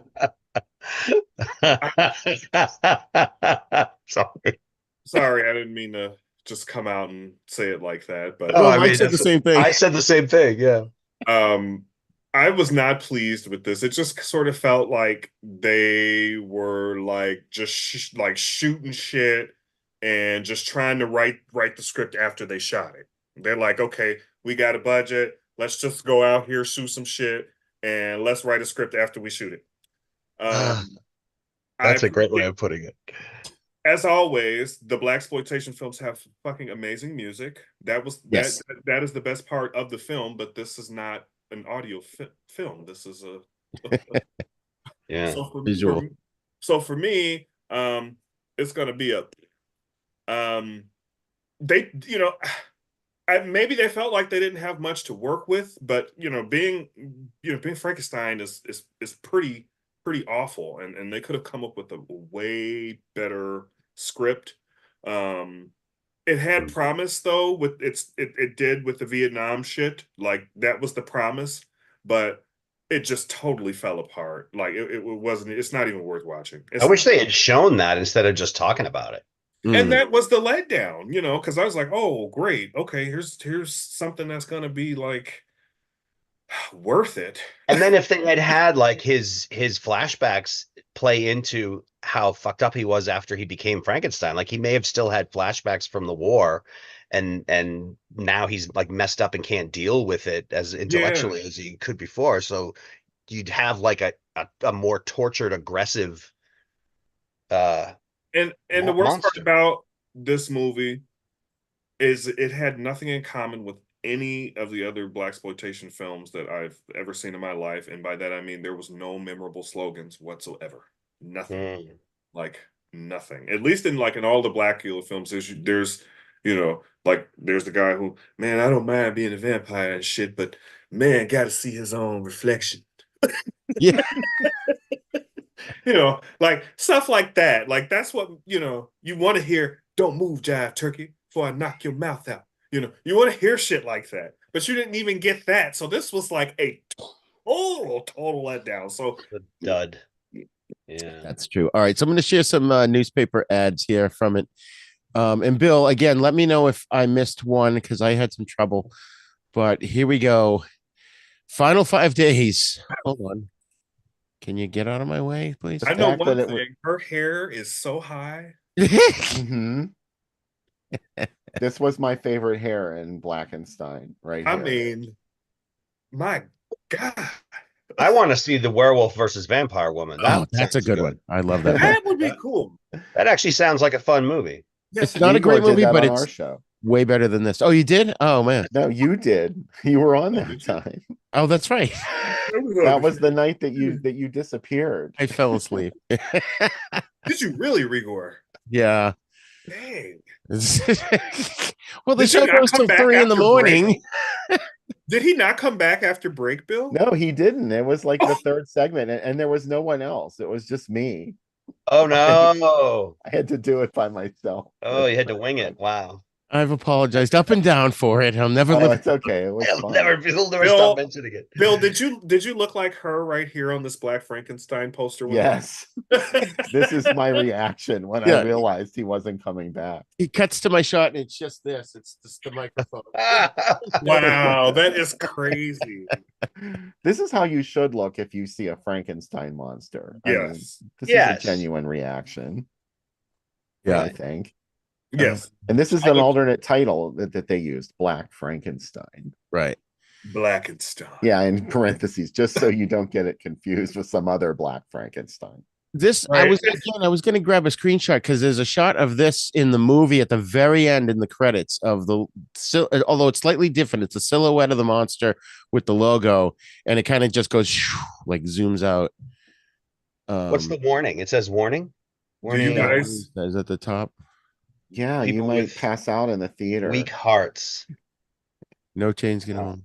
Wow. Does it say no toilet? No toilet can kill him. No bullet can kill him. Bullet can kill him. There's two L's.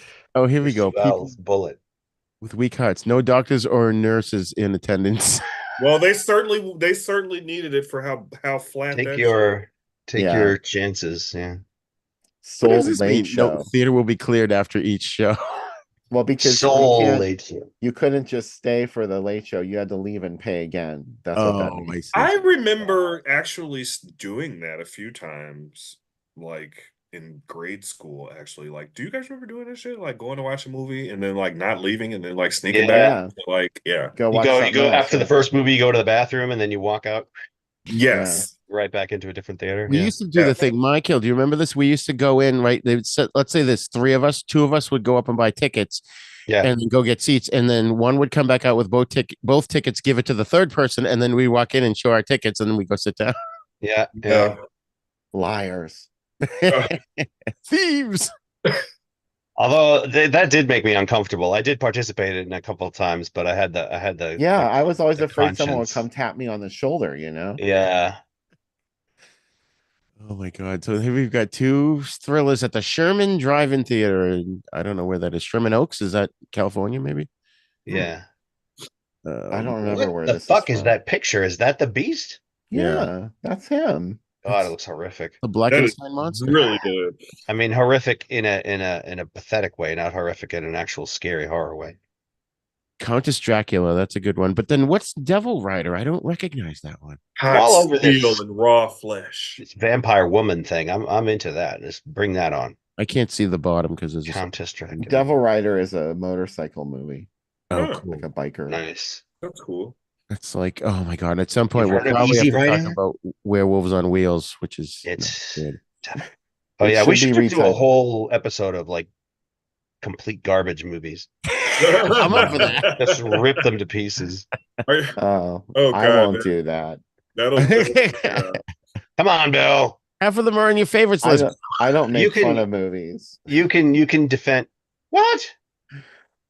Why I don't not? make fun of movies because like the movies that I think I used to Uh-huh. do that too, and Yeah. then like I started seeing the movies differently years later. Like I'd go back and I'd watch it and I'd be like, Oh. now I sort of understand this movie better, and I feel stupid for having laughed at it. Okay, I got you. You can That's still, why I I mean, don't. all right. Michael, you'll remember this. I said this. You know the movie Van Helsing with Hugh Jackman. Yes, It's a yes. horrible movie, and you're like, "Why do you like that movie?" I'm like, "I know it's horrible, but I love it anyways, and I don't care." You know? Yeah. I think I was like, I think you said that because you got sick and tired of me saying how bad it was. Yeah. Because I remember you telling me that you liked it, and then I watched it, and I think for like several times when we got together, if it ever came up at all, I just started going off of how bad it was, and I think you tried to ignore me, and then finally at a certain point you said, "You know what? You're right. It is awful, but I love it." Right. Like very, very calmly. You just said it like that in passing, and then I couldn't argue with that. I was like, oh.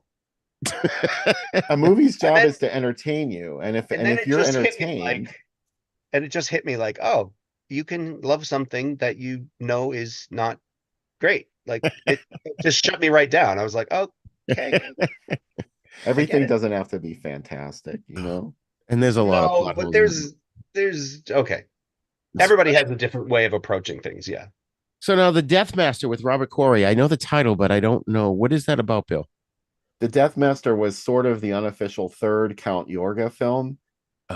It's not really, and it didn't have anything to do with it, but it was Robert Corey playing another vampire.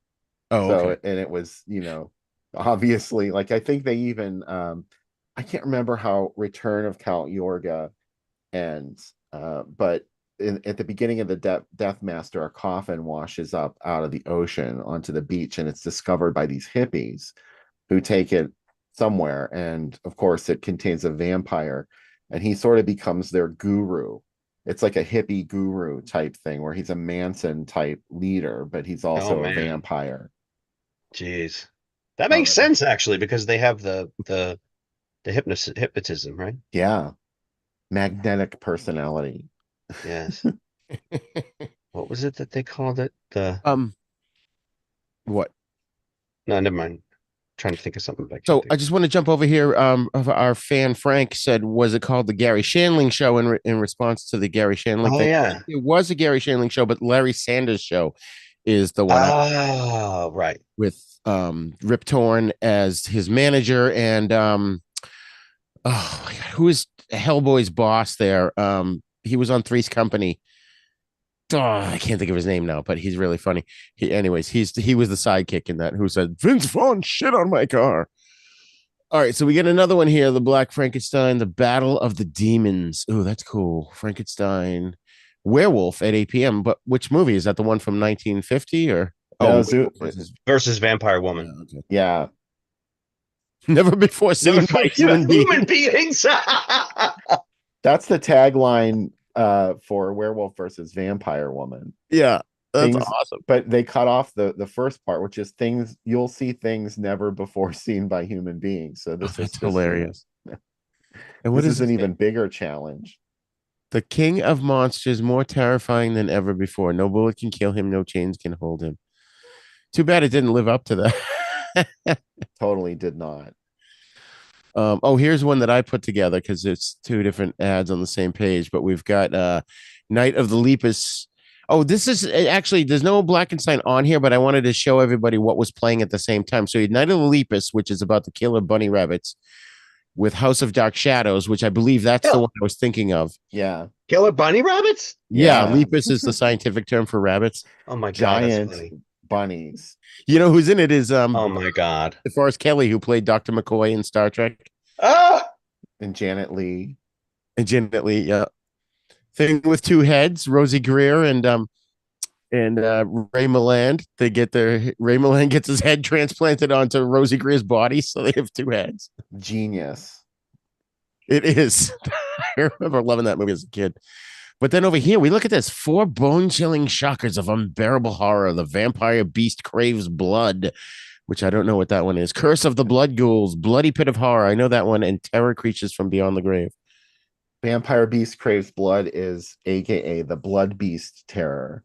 Okay. Starring Peter Cushing, where That's what I thought. the creature is like it's a giant moth, and it drains people of their blood, and it also transforms into a beautiful woman, Oh, that's right. Yep. as giant moths do. I love doing. It reminds me of And- what's the one with Tom Sizemore there and Marissa Tomei. Not Manic. It's but the giant Mannix? cockroaches. What? Oh, Mimic. Mimic. Yes. Mimic. Yeah. That was good. I liked that. Yeah. I remember. Except- good. There's one scene that really irritated the shit out of me where the guy looked like he was going to sacrifice himself and then he survived. And I was like, Yeah, just took all the drama out of the scene, man. It would have been so much Right. cooler if he died in the process of killing them all. And that was a point I wanted to make about Blacula, because I liked that by the end of the movie, once Luva was gone, like she died the 3rd time, he was like, you know what? I don't belong in this world. And he goes and kills himself. And I thought that was a great way to end the movie. yeah, suicide. That's something you never saw from a vampire until Right. Blacula. At least I don't think so. But 'cause- Oh, no, except when Christopher Lee walked through the thorn bush on purpose in one of those. I don't think that was supposed to have been on purpose. It really looked like it. I just remember as a kid going, why is he continuing to walk if it's going to kill him? You know? Yeah. All right. And then we got one more here, I think. Maybe. Oh, no, there's a couple more. Yeah. Blackenstein is no fun. Great review. But this was a good honor. ad here. I'm just curious what they said. The idea approached the ultimate in exploitation, but the execution of it resulted in a movie called Blackenstein, and not even P.T. Barnum could put it over. Oh my God, Blackzilla. So yeah, it didn't get favorable reviews, but it got a lot of play. So I believe now this was also from the same time period, but it wasn't available. But look at what's playing. You've got the Queen of Kung Fu, Judy Lee, in Queen Boxer, which I believe is a Shaw Brothers film. Bruce Lee was the king of Kung Fu. Now meet the Queen of Kung Fu. Devil and Miss Jones. Yeah, yeah. I've seen like the 3rd or 4th one of that. Couples welcome. You know, for years, I heard people mention the title of The Devil and Miss Jones, and I thought it was The Devil and Miss Jones. And then I finally saw like the poster or something, and I was like, "Oh, The Devil in Miss Jones!" Like now Well, it sounds. I can see why that would confuse you, because there was the Bill Cosby movie, The Devil and Max Jones. Oh, So I could see, Practically the same movie. yeah, except without the porn. Coffee is such a brilliant movie. That's one of my favorite films of all time. We're gonna have to do more Blaxploitation films. I got a whole Blaxploitation section on my DVD wall. This is the end of your rotten life, you motherfucking dope pusher. I want to see Silent Sugar Hill again, because that's such a good we should do something like a cheesy vigilante movie, or just like a not cheesy, but like a eclectic vigilante movie. Like we could do Yeah. one of the old Steven Seagal ones, and like that one, and Yeah. like ones that were like cool at the time, but now you look back and you're like, it's Well, kind of a there's guilty pleasure. Vigilante with Robert Forster. I love that movie. And Vigilante Force with Chris Christopherson and J. Michael Vincent. That's a good one. Mm. Oh, and the Exterminator. We should do guilty pleasures. Oh, that's great. I saw that in the drive-in when I was a The kid. Exterminator. Yeah, you turned me onto that with the Yeah. flamethrower. Oh, it was fucking awesome. That was good. And of course, all our co-hosts are not here. I know they all bailed. Like, what the fuck? Should we talk about the last film? Yeah, I was I would like to get into. I mean, I guess it's pretty obvious what everybody thought about this film. Trash exploitation. Yeah, I don't know if we need to go through final thoughts. I did want to mention that Blackenstein was the 100th horror film put out by AIP, Oh, which I think that's got something. that going for it. Yeah. But yeah, nobody liked the talking dog joke except me. All right. So I'm gonna go on record and say I walked into this movie expecting it to be complete trash, and I surprisingly enjoyed it. Yeah, for all its flaws, I wouldn't recommend it to anybody, but That's I cool. watched it twice, and Yeah. you know what? I thought it was shot well. I thought the copy on Tubi was very well done. It looked really nice. I do agree with you about the camera angles. I thought there were Yeah. some good camera angles in this. Yeah. And that's pretty much about all the good points of this movie. So, And the dog's killing him at the end. I thought that was good. I was originally going to Yeah. recommend this yes, that was a great ending, but I was originally going to recommend this only if you've seen the other 3 films, but yeah, I've changed my mind and I don't recommend it at all. That's funny. So Dantes, your final thoughts on Blackenstein? Blackenstein, this out of every film that we watched tonight, I say you can miss this, guys. If you're watching this, you can miss this. Agreed. All right, so now we're going to go into our 4th and final film, which is a surprise, I think, to some of us, most of us. It's called Abby from 1974. It's also known as The Blaxorcist, which I think is a better title. This is really good, actually. Go ahead. I actually just saw the new Exorcist movie, so immediately when I saw this, I was like, "Oh, this is kind of, you don't see too much of that, but so this was cool. I appreciate it, and the acting was actually pretty good too." Nice. Before we really get into it, let me just read the quick synopsis here. Dr. Garrett Williams, played by Blacula himself, William Marshall, explains to his students that Ishu is the most powerful of all the earthly deities. Ishu is a trickster, creator of whirlwinds, and chaos. Now, while on an archaeological dig in a cave in Nigeria, Dr. Williams finds a small puzzle box carved with the symbols of Ishu: the whirlwind, the cox bomb, and the erect penis. When Dr. Williams discovers the mechanism to open the box and unlatch it, a tremendous wind blasts out, knocking Dr. Williams and his men against the cave walls and the floor. The spirit, released by Dr. Williams, crosses the Atlantic somehow and goes to Louisville, Kentucky, to the new home of his son, Emmett Williams, and wife, Abby Williams.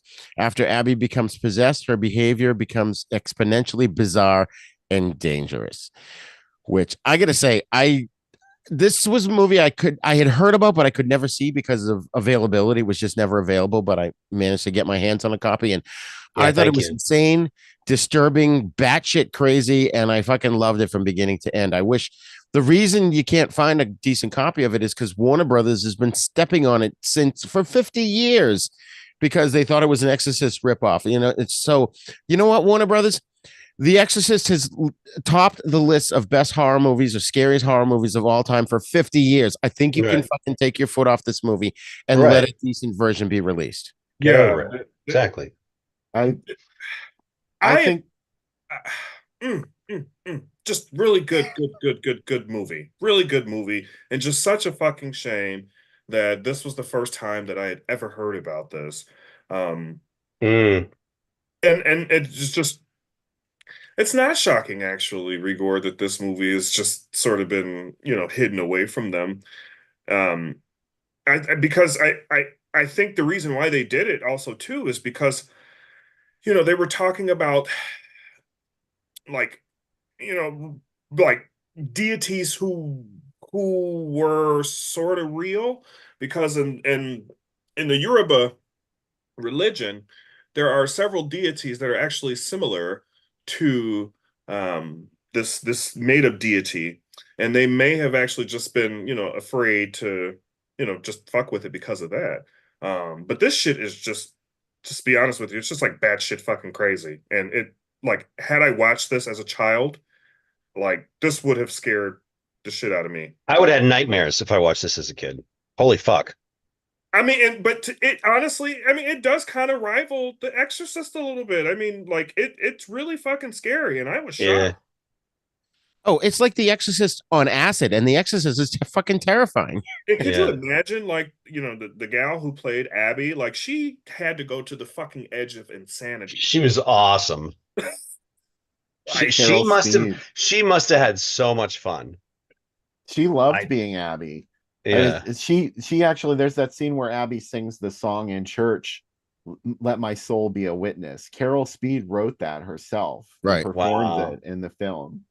Yeah. And wow. she had really great memories of being in Abby, especially starring with Juanita Moore. Like, could you imagine being on the same set as Juanita Moore, who Mm. was such a wonderful actress? And she was in, well, probably her most iconic role was in Imitation of Life. Hmm. And And she was the mother here. She was Abby's mother. yes, and I guess now everybody who makes a possession movie loves to say, "Oh, there were like demonic spirits at work on the set." Mm. And Carol Speed was one of those people who said that.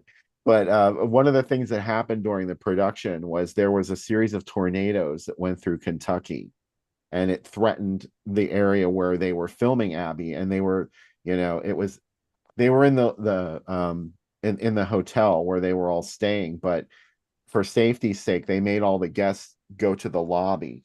Yeah. And They she were like said, wrapped up in blankets or something. yeah, because there were giant windows there that like could have burst at any moment.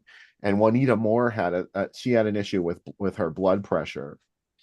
And Carol Speed said that her Juanita's blood pressure just kept spiking. So like Carol was with her throughout the whole thing, and she was like, I just spoke to her very calmly, and together we did like breathing and everything, and she was like, I calmed her down because it was really scary being in there thinking that a violent explosion could happen at any time. That was one of the curses of Abby. Yeah. Yeah. So there are a couple of things. Well, first of all, this movie is directed by William Girdler, one of my favorite directors. He did, of course, Day of the Animals and Grizzly and Manitou, which I love. He just died too young. He was really, Yeah. he was really young when he did this movie too. And I think had he lived longer, he would have made some awesome, even more fucking awesome movies than what he did. Um, William Marshall, of course, as we said, Blacula himself, who plays the Garrett Williams. He was unhappy with this production because he was promised script revisions that didn't happen. But he was the one who added the elements in about the Yoruba religion and stuff like that, which again, that separates it from The Exorcist. I don't know why Warner Brothers has a stick up their ass about this Well, movie. if I could say one thing about that, it's not Warner Brothers that has a problem with Abby. The head of American International's Pictures pulled Abby from theaters himself because he was worried that Warner Brothers would issue an injunction against them, and they didn't want to face Warner Brothers in court. So he pulled it just to avoid any kind of lawsuit. But I think at this point it did come out, like this was released December. It came out Christmas Day, 1974, which was Wow. which was Wow, what a just like perfect release day. just like, well, that's the day The Exorcist came out in 1973. So Abby Oh. jumped in there in 74 on Christmas Day, possession movies coming out. And it played theaters. It made a lot of money. It played for maybe like 2 months before they got nervous about it because there was another movie that was coming out called Beyond the Door. It's an Hmm. Italian film that came out in 74 in the States, and Warner Brothers threw a shit fit over it. They did get sued by Warner Brothers. And I think the problem with Abby is like they're just worried, and now whoever owns it is like, if we put it out, whoever is in charge of Warner's is going to come after us. So I It's been think that's 50 why. fucking years. I mean, Yeah, get over it's yourself. ridiculous. It really is not like The Exorcist at all. No. Superficially, I guess it is, but Yeah. And Yeah. like I said, it's already topped all the lists. Exorcist, nothing can compete against it. So why not give this movie its due? I know. Yeah. I think why I was so shocked to see something like this is it's just, especially like you don't see or hear too many films actually talking horror films anyway that actually talk about the traditional African religions and things like that. So, in 1970, what was this, 74? 74. Yeah. Yeah. Mhm. For them to be using that to give credibility to the character just kind of shows, where, the directors and the producers were at the time. Whereas, no offense to Linda Blair, I mean, she's fucking great. That story just, there's no realism in that story. Like, this story is just there's a little more realism here. Like, I can visualize and see, all of this, because this is such a big part of you know um African religion. Doesn't matter if you're Nigerian. I know a vast variety of different Africans, and every African religion has a very wide and varied look at issues like this. So this was like just really, even now, like, it's just batshit like crazy and scary to me. Like, Yeah. And I think what changes it from The Exorcist is that she's an adult. And Yeah. Carol Speed's acting is so good. Whenever you see her face, when she, I don't want to say vamps out, 'cause she's not a vampire, but when she demons out or whatever, her face looks different. And I love that. I thought that was great. yeah, Mhm. Mhm. she really, really, really embodied like what a pastor's wife, would be. Like, I spent many a Sunday with those women. And and I know how they are, and what better prey than, the pastor's wife. So I was all for it. I was really into the scene where she's a marriage counselor in the film, and Yeah.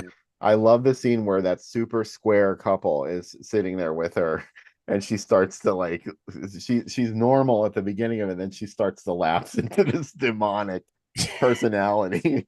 Is that the Yeah. one where she like rips her shirt open in front of them? She's like, I'm gonna Yeah. take all long George upstairs and fuck the shit out of him. But they never lose, like they never really show like this couple that's sitting there. They don't freak out. They're just like, Yeah, they just- Yeah. They're like, oh, that was odd. yeah. Is this what counseling is supposed to be like? But it's sort of, it did, do you guys remember that movie Species? Yes. Yeah. Yes. Yeah, I don't know why I just drew that comparison, but she, like, the demon that she was possessed by was sort of like a succubus, right?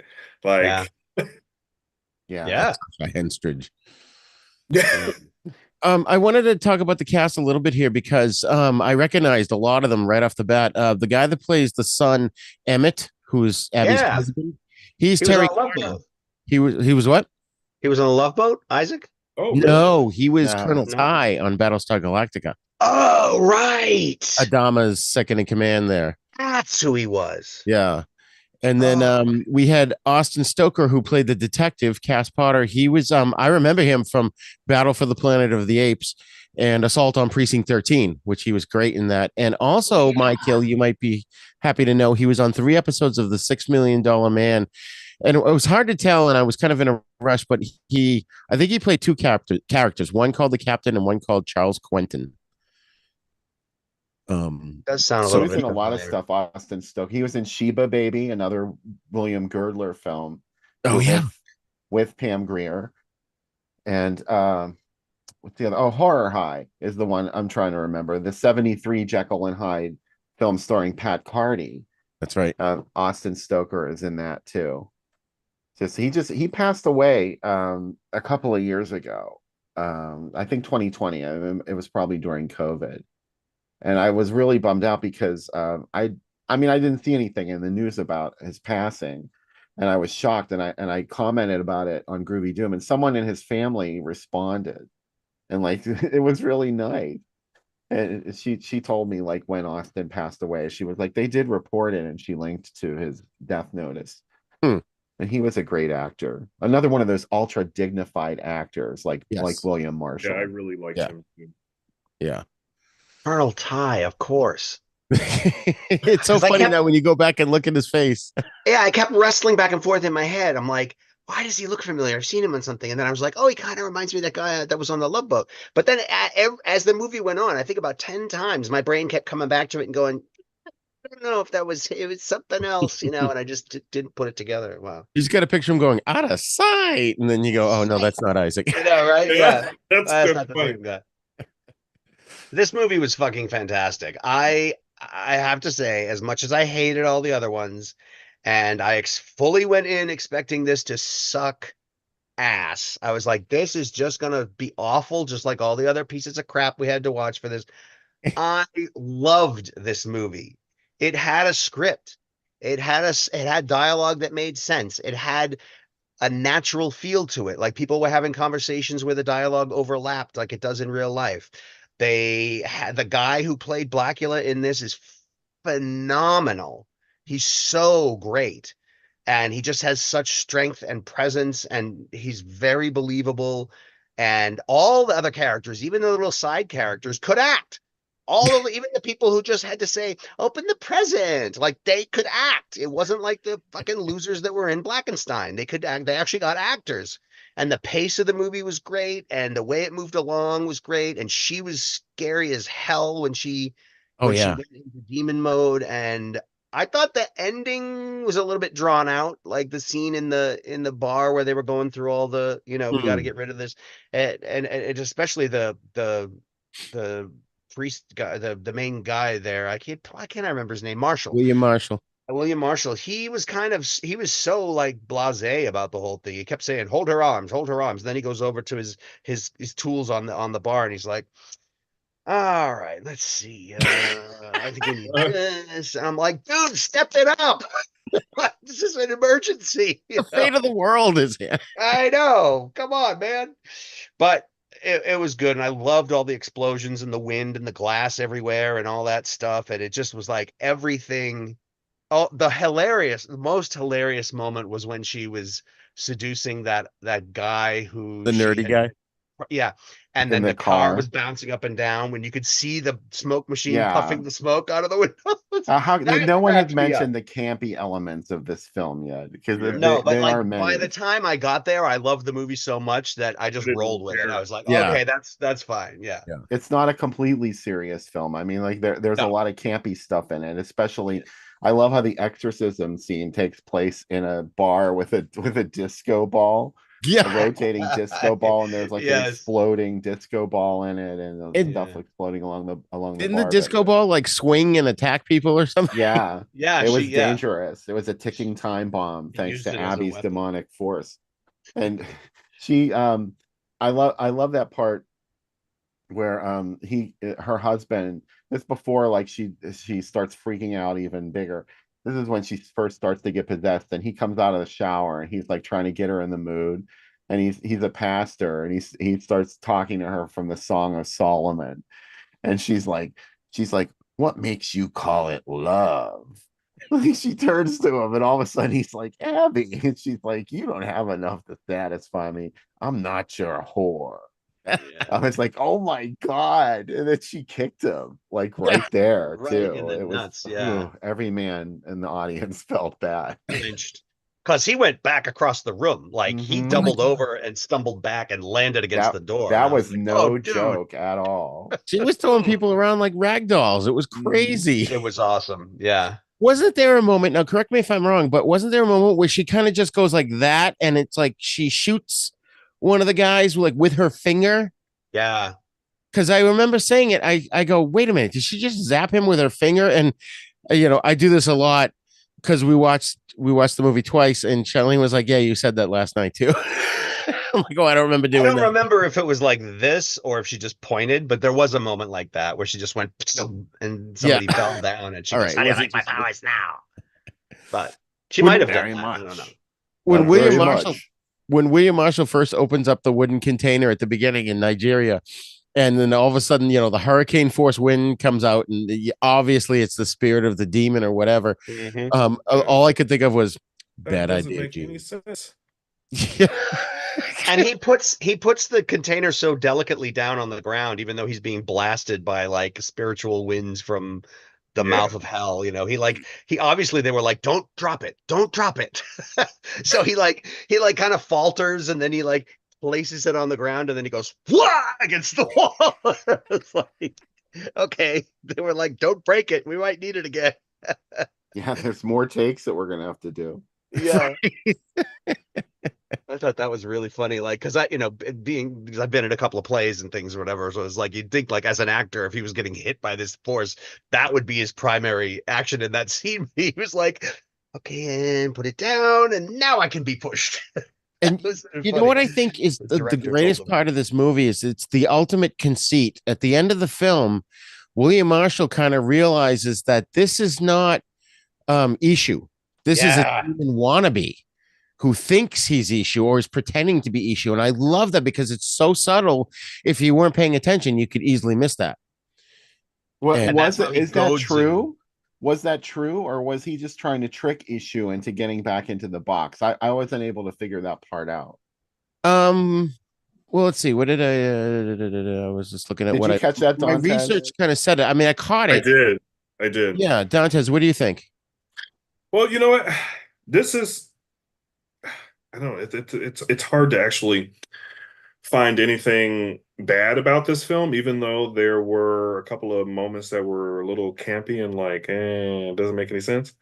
I don't find anything wrong with the camp, though. I like it. Yeah. No, that wasn't the question. The question was, do you think he was actually Issue, or was it some other inferior deity pretending to be Issue? Because it kind of comes up at the end when they're doing the exorcism. The main dude there, Marshall, says, yeah, William Marshall's like, well, if you really were Issue, you would have your palace and you'd be doing all this crazy stuff, you know? I don't know. That was sort of like the quick, the quick fuck. It was, because that actually is sort of as you go, like that's the payoff, I guess, like at the end of the movie, like trying to figure out like if if this being was actually, Issue. So I don't know. It's almost like the end of like, the Fred Krueger movies. Like, is he or is he? Like, is he not? Is he? Which, by the way, that's. Oh, sorry. I'm sorry. Go ahead. No, go. Well, I was going to say this has a surprisingly happy ending for a 70s horror film. Usually they don't have happy endings. They're just, everything's okay at the end. She turns around and like nothing of there are no consequences that she has to face for murdering that guy in the back of the car. However she did it, it's just like, oh, or the guy she brought upstairs, or any of the other guys that she. The funniest thing, I was possessed. Oh, that wasn't really me. I don't know what happened. Yeah. Her eyebrows grew 3 sizes too big, you know. I know. Even at the end when she was like cured, she still had these giant big eyebrows.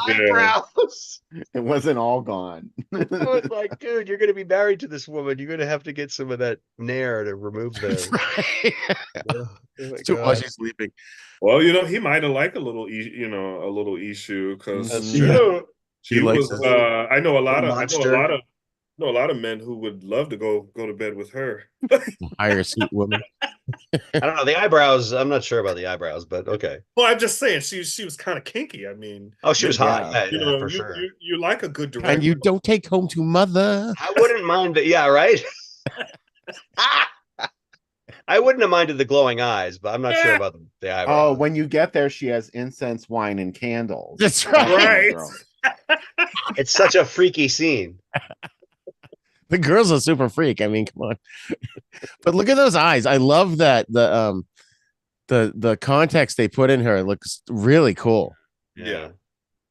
The devil. And I love how they totally abandon, like a lot of women in movies. Sometimes it's like they don't want to give up making the woman look pretty. They want to keep the prettiness, even though there's some evil or something. But in this, they just went not only with the how like makeup and stuff, but her with her face expression. Like she just went all in, like angry, nasty, frothing at the mouth, like no attempt to maintain the Hollywoodish, like. I'm evil, but I'm still pretty, And she really committed to that character. That's what you can really tell, Yes. So on Facebook, our fan Frank asked a question, and thank you, Frank, for hanging out with us for so long. It's what, 10:23. We love you, Frank. Yeah. Yeah, thanks for hanging. He said, "What religion is Pazuzu's origin? Pazuzu was the demon in The Exorcist, and is it any relation to Ishu? I thought Pazuzu was Catholic. Was it Yeah, not? that's yeah, that was I think that was Catholic, right? Yeah. It's Zuzu. Yeah. And I want to know what this second feature is: Bamboo Gods and Iron Men. It's got to be a kung It's like fu. a kung fu film, like a Yeah. Shaw Brothers flick. Totally. Yeah. We'll have to find out on East meets the West. All right. So the next one, oh, that's a good one too.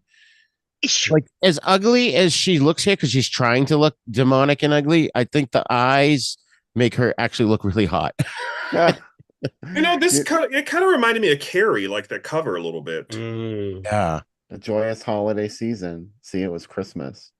You've got the husband, the brother, the friend, and the exorcist. All right. And then we've got, another one. Yep. Teamed with Blacula. There you go. Bloodsuckers. William Well, she Marshall. doesn't need a man anymore. The devil love her now.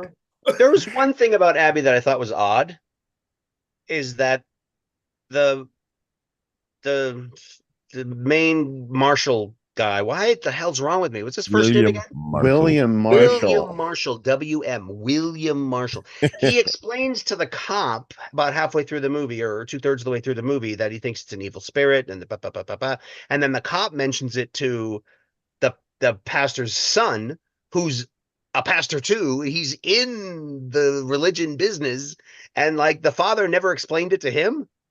Like, you know, when the cop mentions it, the younger guy, the Colonel Ty, he's like, wait, what? Huh? You think, huh? What? It's like, wait, why wouldn't the father have just told his son about that? Because the son would have totally been like, oh, And I see. I thought the son kind of thought that's what it was, because that's why he called the father for help. He's like, yeah, she acted right, you know. Why was he surprised? He said, this is something only your expertise can take care of. And he seemed surprised. It doesn't the cop open the door and go, hey guys, this guy thinks she's possessed by the devil, you know. Yeah. I don't know. We shall never know. All right. And then here we go. Here's a good one. Held over for the second week. The devil took her for his lover, Abby. Story. $1.50.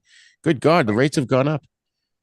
Tremendous. There were so many scenes in this where she, like, after she attacked somebody or whatever, they would just go into a close-up of her face as if she was like coming down on the camera. And I swear to God, if I had seen this as a kid, I would have had nightmares.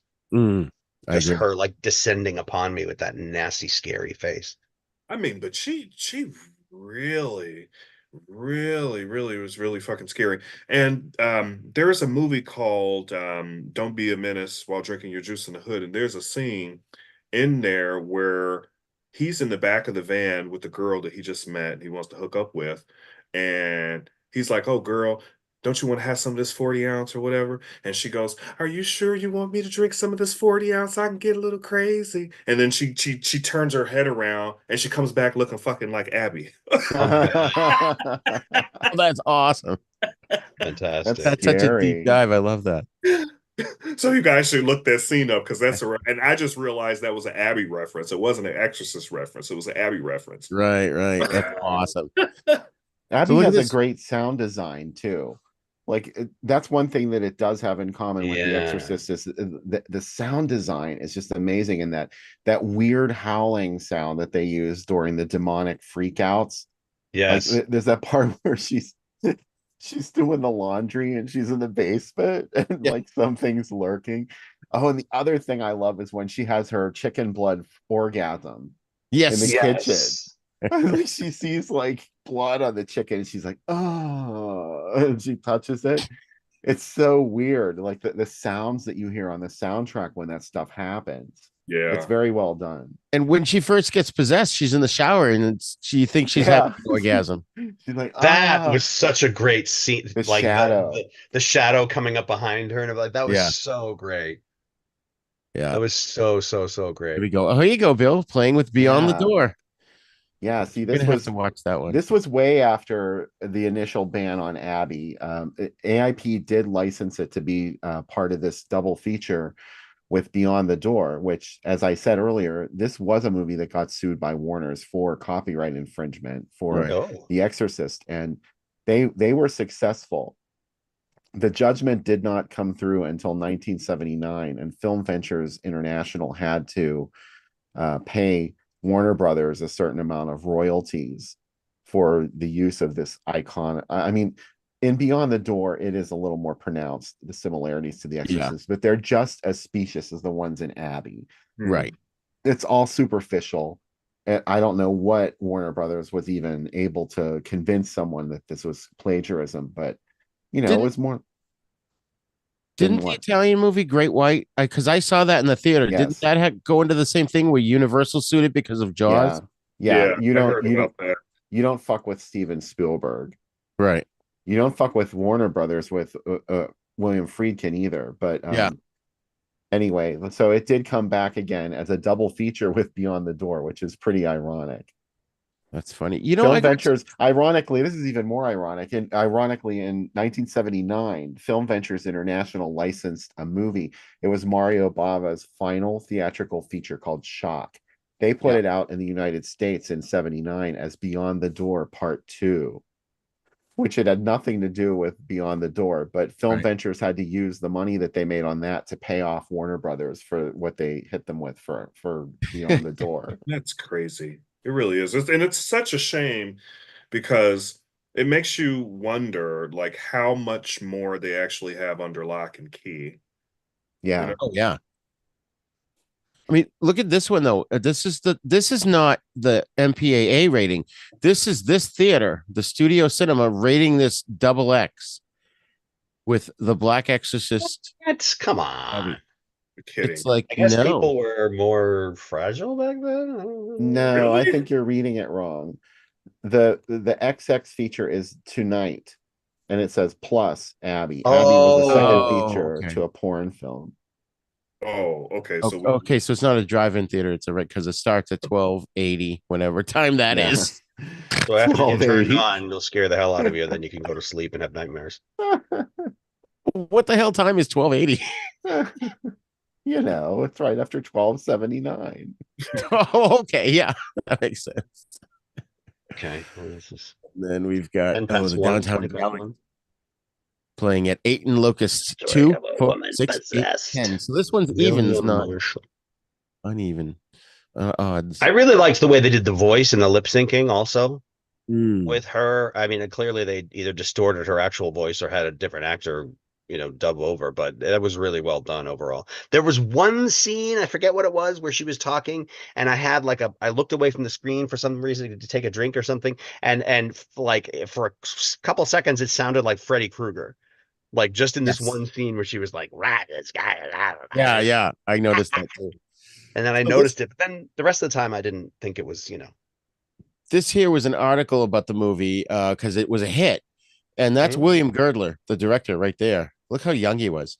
Wow. And this guy is J. Patrick Kelly III, vice president of the company Mid America Pictures. And we're not going to read the whole thing, but it was just interesting that they Girdler got a full spread because this movie was shot in Louisville, Kentucky, and it made a ton of money. Right here, it says it made 1.1 million.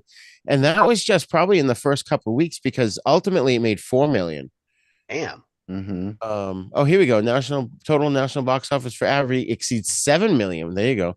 According to the film's producers. Do we know what the budget was? I think it was probably in the hundreds of thousands. Oh, okay. But I'm sure they made it for under $1 million. Under $1 million, yeah. Oh, 1,000. It says over in the third column. Oh no, 300 Meat Hook is a different thing. I'm sorry. It's a different. This was one of William Girdler's stepping stones to a big time career because he was an independent filmmaker from Louisville, and as we mentioned earlier, the films that he made after Abbey started to get progressively bigger and bigger because right after Abbey he made Sheba Baby with Pam Grier, and that was a hit. Then Girdler made Grizzly, and a very similar film. He made 600,000. Yeah, right here. Yeah. Okay, I see it now. He made Grizzly in 76, and then he made Day of the Animals in 77. A movie called The Manitou in 78. And then he was scouting locations for a film that he was making about drug smuggling. And he died in a helicopter crash in 78. and it was in early 78 as well. So he never got to see the theatrical release of the Manitou, actually. And Yeah. you know, he was really young when he died. I think he was 33. Yeah, I think so. Yeah. Yeah, way too young, 31, I guess. Wow. Fuck. But oh my God. Yeah, his under 10 films, like they're all really good. Hmm. There's not one that's as bad as Blackenstein. We'll say that. He did not make Blackenstein.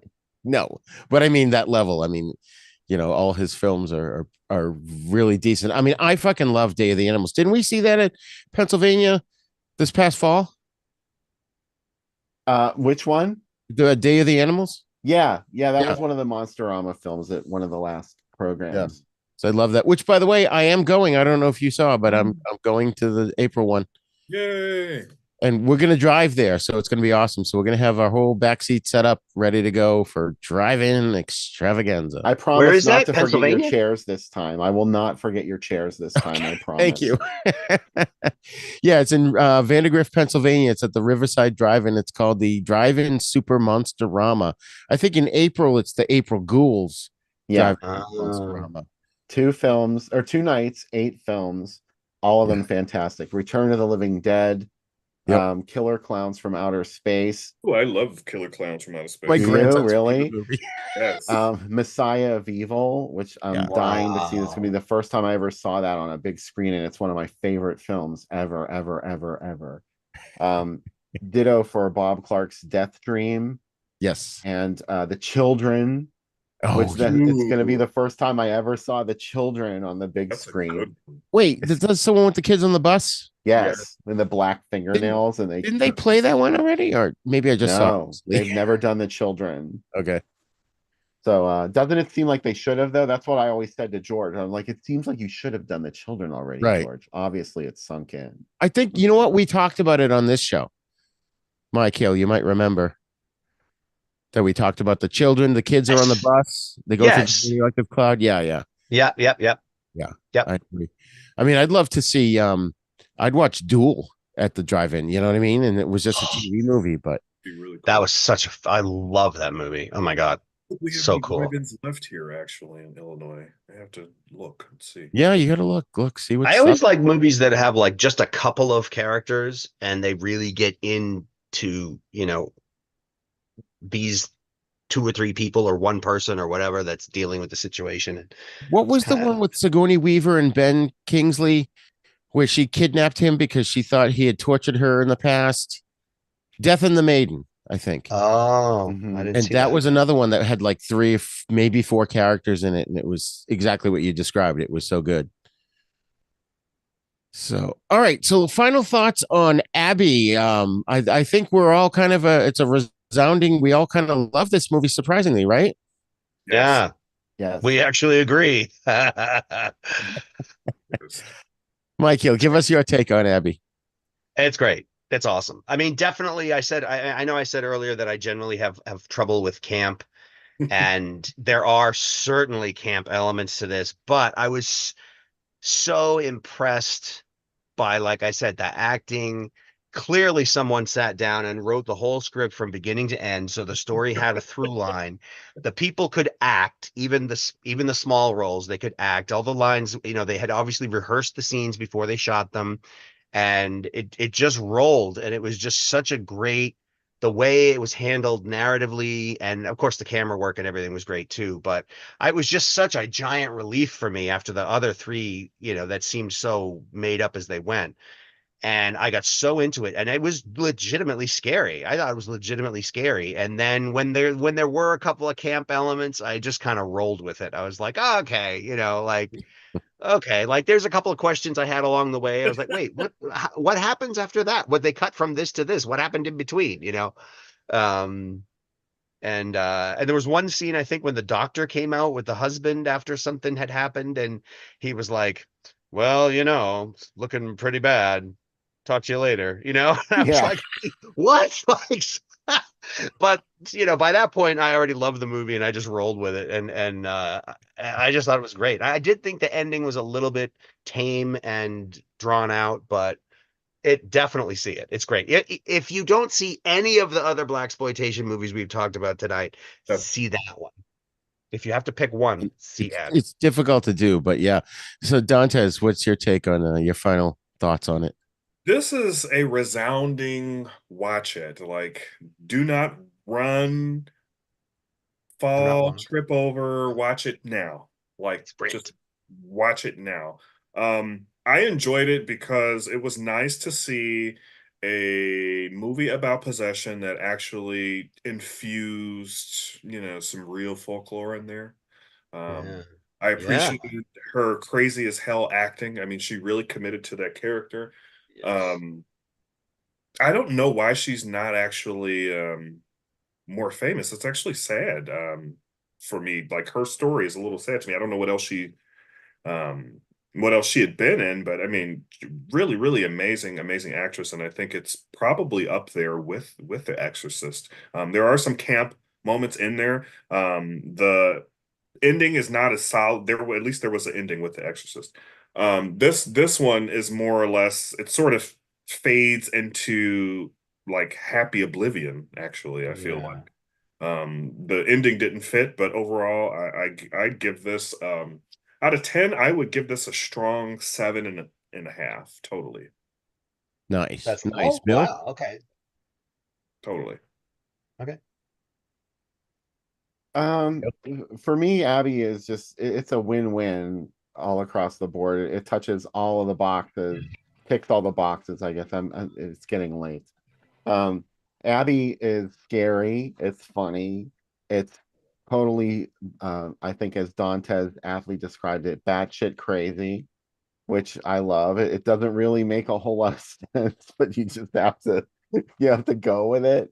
And the fact that it doesn't add up makes it even more appealing to me, because it's just a bunch of like at one point it almost felt like they just, especially during the exorcism scenes and everything, they just pasted together all this scary shit and just to see what would work. And I think it works. William Girdler was just a genius, and it's a shame that his career was cut short so soon. And Carol Speed, you mentioned Carol Speed, Dantes, who was Abby Williams in this movie. She was in a lot of blaxploitation movies. She was in The Mac. She was in Disco Godfather, and a bunch of other stuff that I can't think of right now. Oh, she was in a movie called Bummer, which wasn't really a blaxploitation film, but she was one of the characters in Bummer. That's so funny that you were saying Disco Godfather, because one of my good friends, another actor, one of his first films he did was actually Disco Godfather. Oh, with Carol Speed. With Carol Speed, and he's from Chicago. So Nice, nice. You need to I'm a ask him little about surprised her. there weren't any scenes in this of like her being topless, because a lot of the other blaxploitation movies, like I think three out of two of a couple of the ones we watched for today had scenes where two or three women had no shirt on, and since this one was such an erotic demon, I would have thought that would have been in there, unless the actress said, "I'm not doing that." she had her limits for sure. I didn't see her like saying, "I'm gonna let my titties just flop out like Pam," but. But a lot of the other movies had women in them doing that, so I I'm know, wondering if but I'm just saying, like her pedigree to me was that of like, what is the woman's name who was on Star Trek, the black lady who was on Star Trek? Oh, Uhura, Yes, Michelle Nichols. Michelle Nichols. Yeah. So, like, I feel like she was trying to at least retain some of her dignity in that film. Like, she had already committed so far to the character that she may have felt like showing a boob may have actually taken away from the performance. So I'm actually glad that they didn't resort to showing tit, because it would have taken away from her performance. No, I don't And think I so. also I think think too, it the just would have higher been up a you are on the step further. ladder in terms of being the pay scale, the more say you have over whether or not you're gonna show your titties. Yeah. I mean, I didn't think about it when I was watching it, except for that scene where she rips her thing open, and then I thought, oh, the other movies I watched had women with their tits showing. Yeah. I don't care. I mean, I'm not like looking for to get off while I'm watching these movies. I'm just saying. But you're guaranteed a titty every Blaxploitation movie. He said, "Look, Bill." I wasn't Bill expecting it in the Girdler. other movies, and then it was there. So then in this one, she was so sexual all the time that I when the movie was over, I thought, oh, I wonder why they never didn't do any of that in there. But I mean, I didn't think it's not a flaw at all. I just thought it was. He said, "I will give you one erotic shower scene, possession scene, and I'll give you a scene where I have an orgasm while looking at chicken blood." And that's But you know, those scenes were not as bad as watching Linda Blair fuck herself with a crucifix. Well, So, especially because she was so underage there. At least in this, it was like it didn't matter. That was the most disturbing moment in The Exorcist for me. Yeah. I thought these were worse. Oh, come on. I thought this was worse. I was like, holy cow, she's making Linda Blair look like, you know.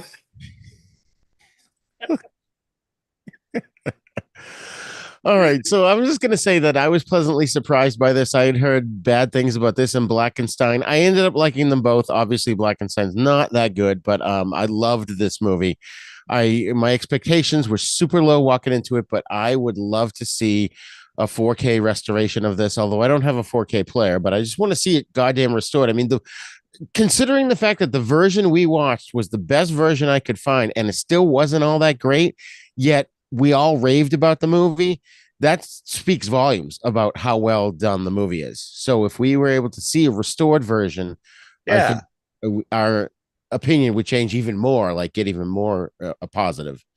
Who do we know who actually owns the rights to these films now?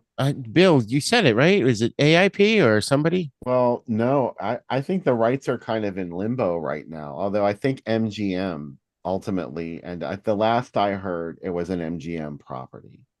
Because it really would be so nice. But you know, they might not have restored it yet because they might be missing audio or something, or you never know. They can work They're around. they're supposed to have great I think the negative is in the vault somewhere. Oh, so wow. they should be able to make a very nice Blu-ray 4K UHD version of Abby. And the market is there for it. I would support that totally. I would love that. That would be a rare collectible. It really would. I'm going to look into that. And maybe if we can get them to do it, maybe we can all collaborate and do a commentary on it. That would be kind of cool. I should be making a short list of movies that I'd never seen before this podcast that I really want to watch again. Because there were a couple of other ones in the past, and I've said this, but I haven't written them down. I should be keeping a list of stuff I want to watch again for pure enjoyment, not to analyze, you know. Yeah, use the notes app in your phone. That's what I do all the time. In fact, I had some I do notes sometimes, but then I space out. So before we kind of wrap things up here, and I'm just gonna check my notes here. I wanted to say there's some traffic on Facebook. But let's see. Hold on. What's going on here? Bear with me, folks. Oh, yeah, Exorcist was awesome. There with you. Yeah, I think I said already everything that I wanted to say. So we got some comments on Facebook here. We've got Frank who responded and said, "Blood on Satan's Claw leverages big bushy brows too," which he's absolutely yeah. Yeah. Those are some Brooke Shields level eyebrows in Blood on Satan's Claw. Oh, why you gotta throw Brooke under the bus? Oh, she did have them giant caterpillars. She did have the honking those eyebrows. Are actually like in vogue now. If you aren't like all those, look at all the kids now. If you look at the kids now, their eyebrows are like fucking practically caked on now. Like, that's the style. Like Brooke Shields, I always called no idea about style. Yeah. I was gonna say you teach. You should see those awful eyebrows in your class every day. You teaches in Hawaii. I teach Europeans who want to learn English that are but no, I mean I may have, but I don't. Yeah, they I watched my sister do it, and I think it's they use like mascara to make the eyebrows.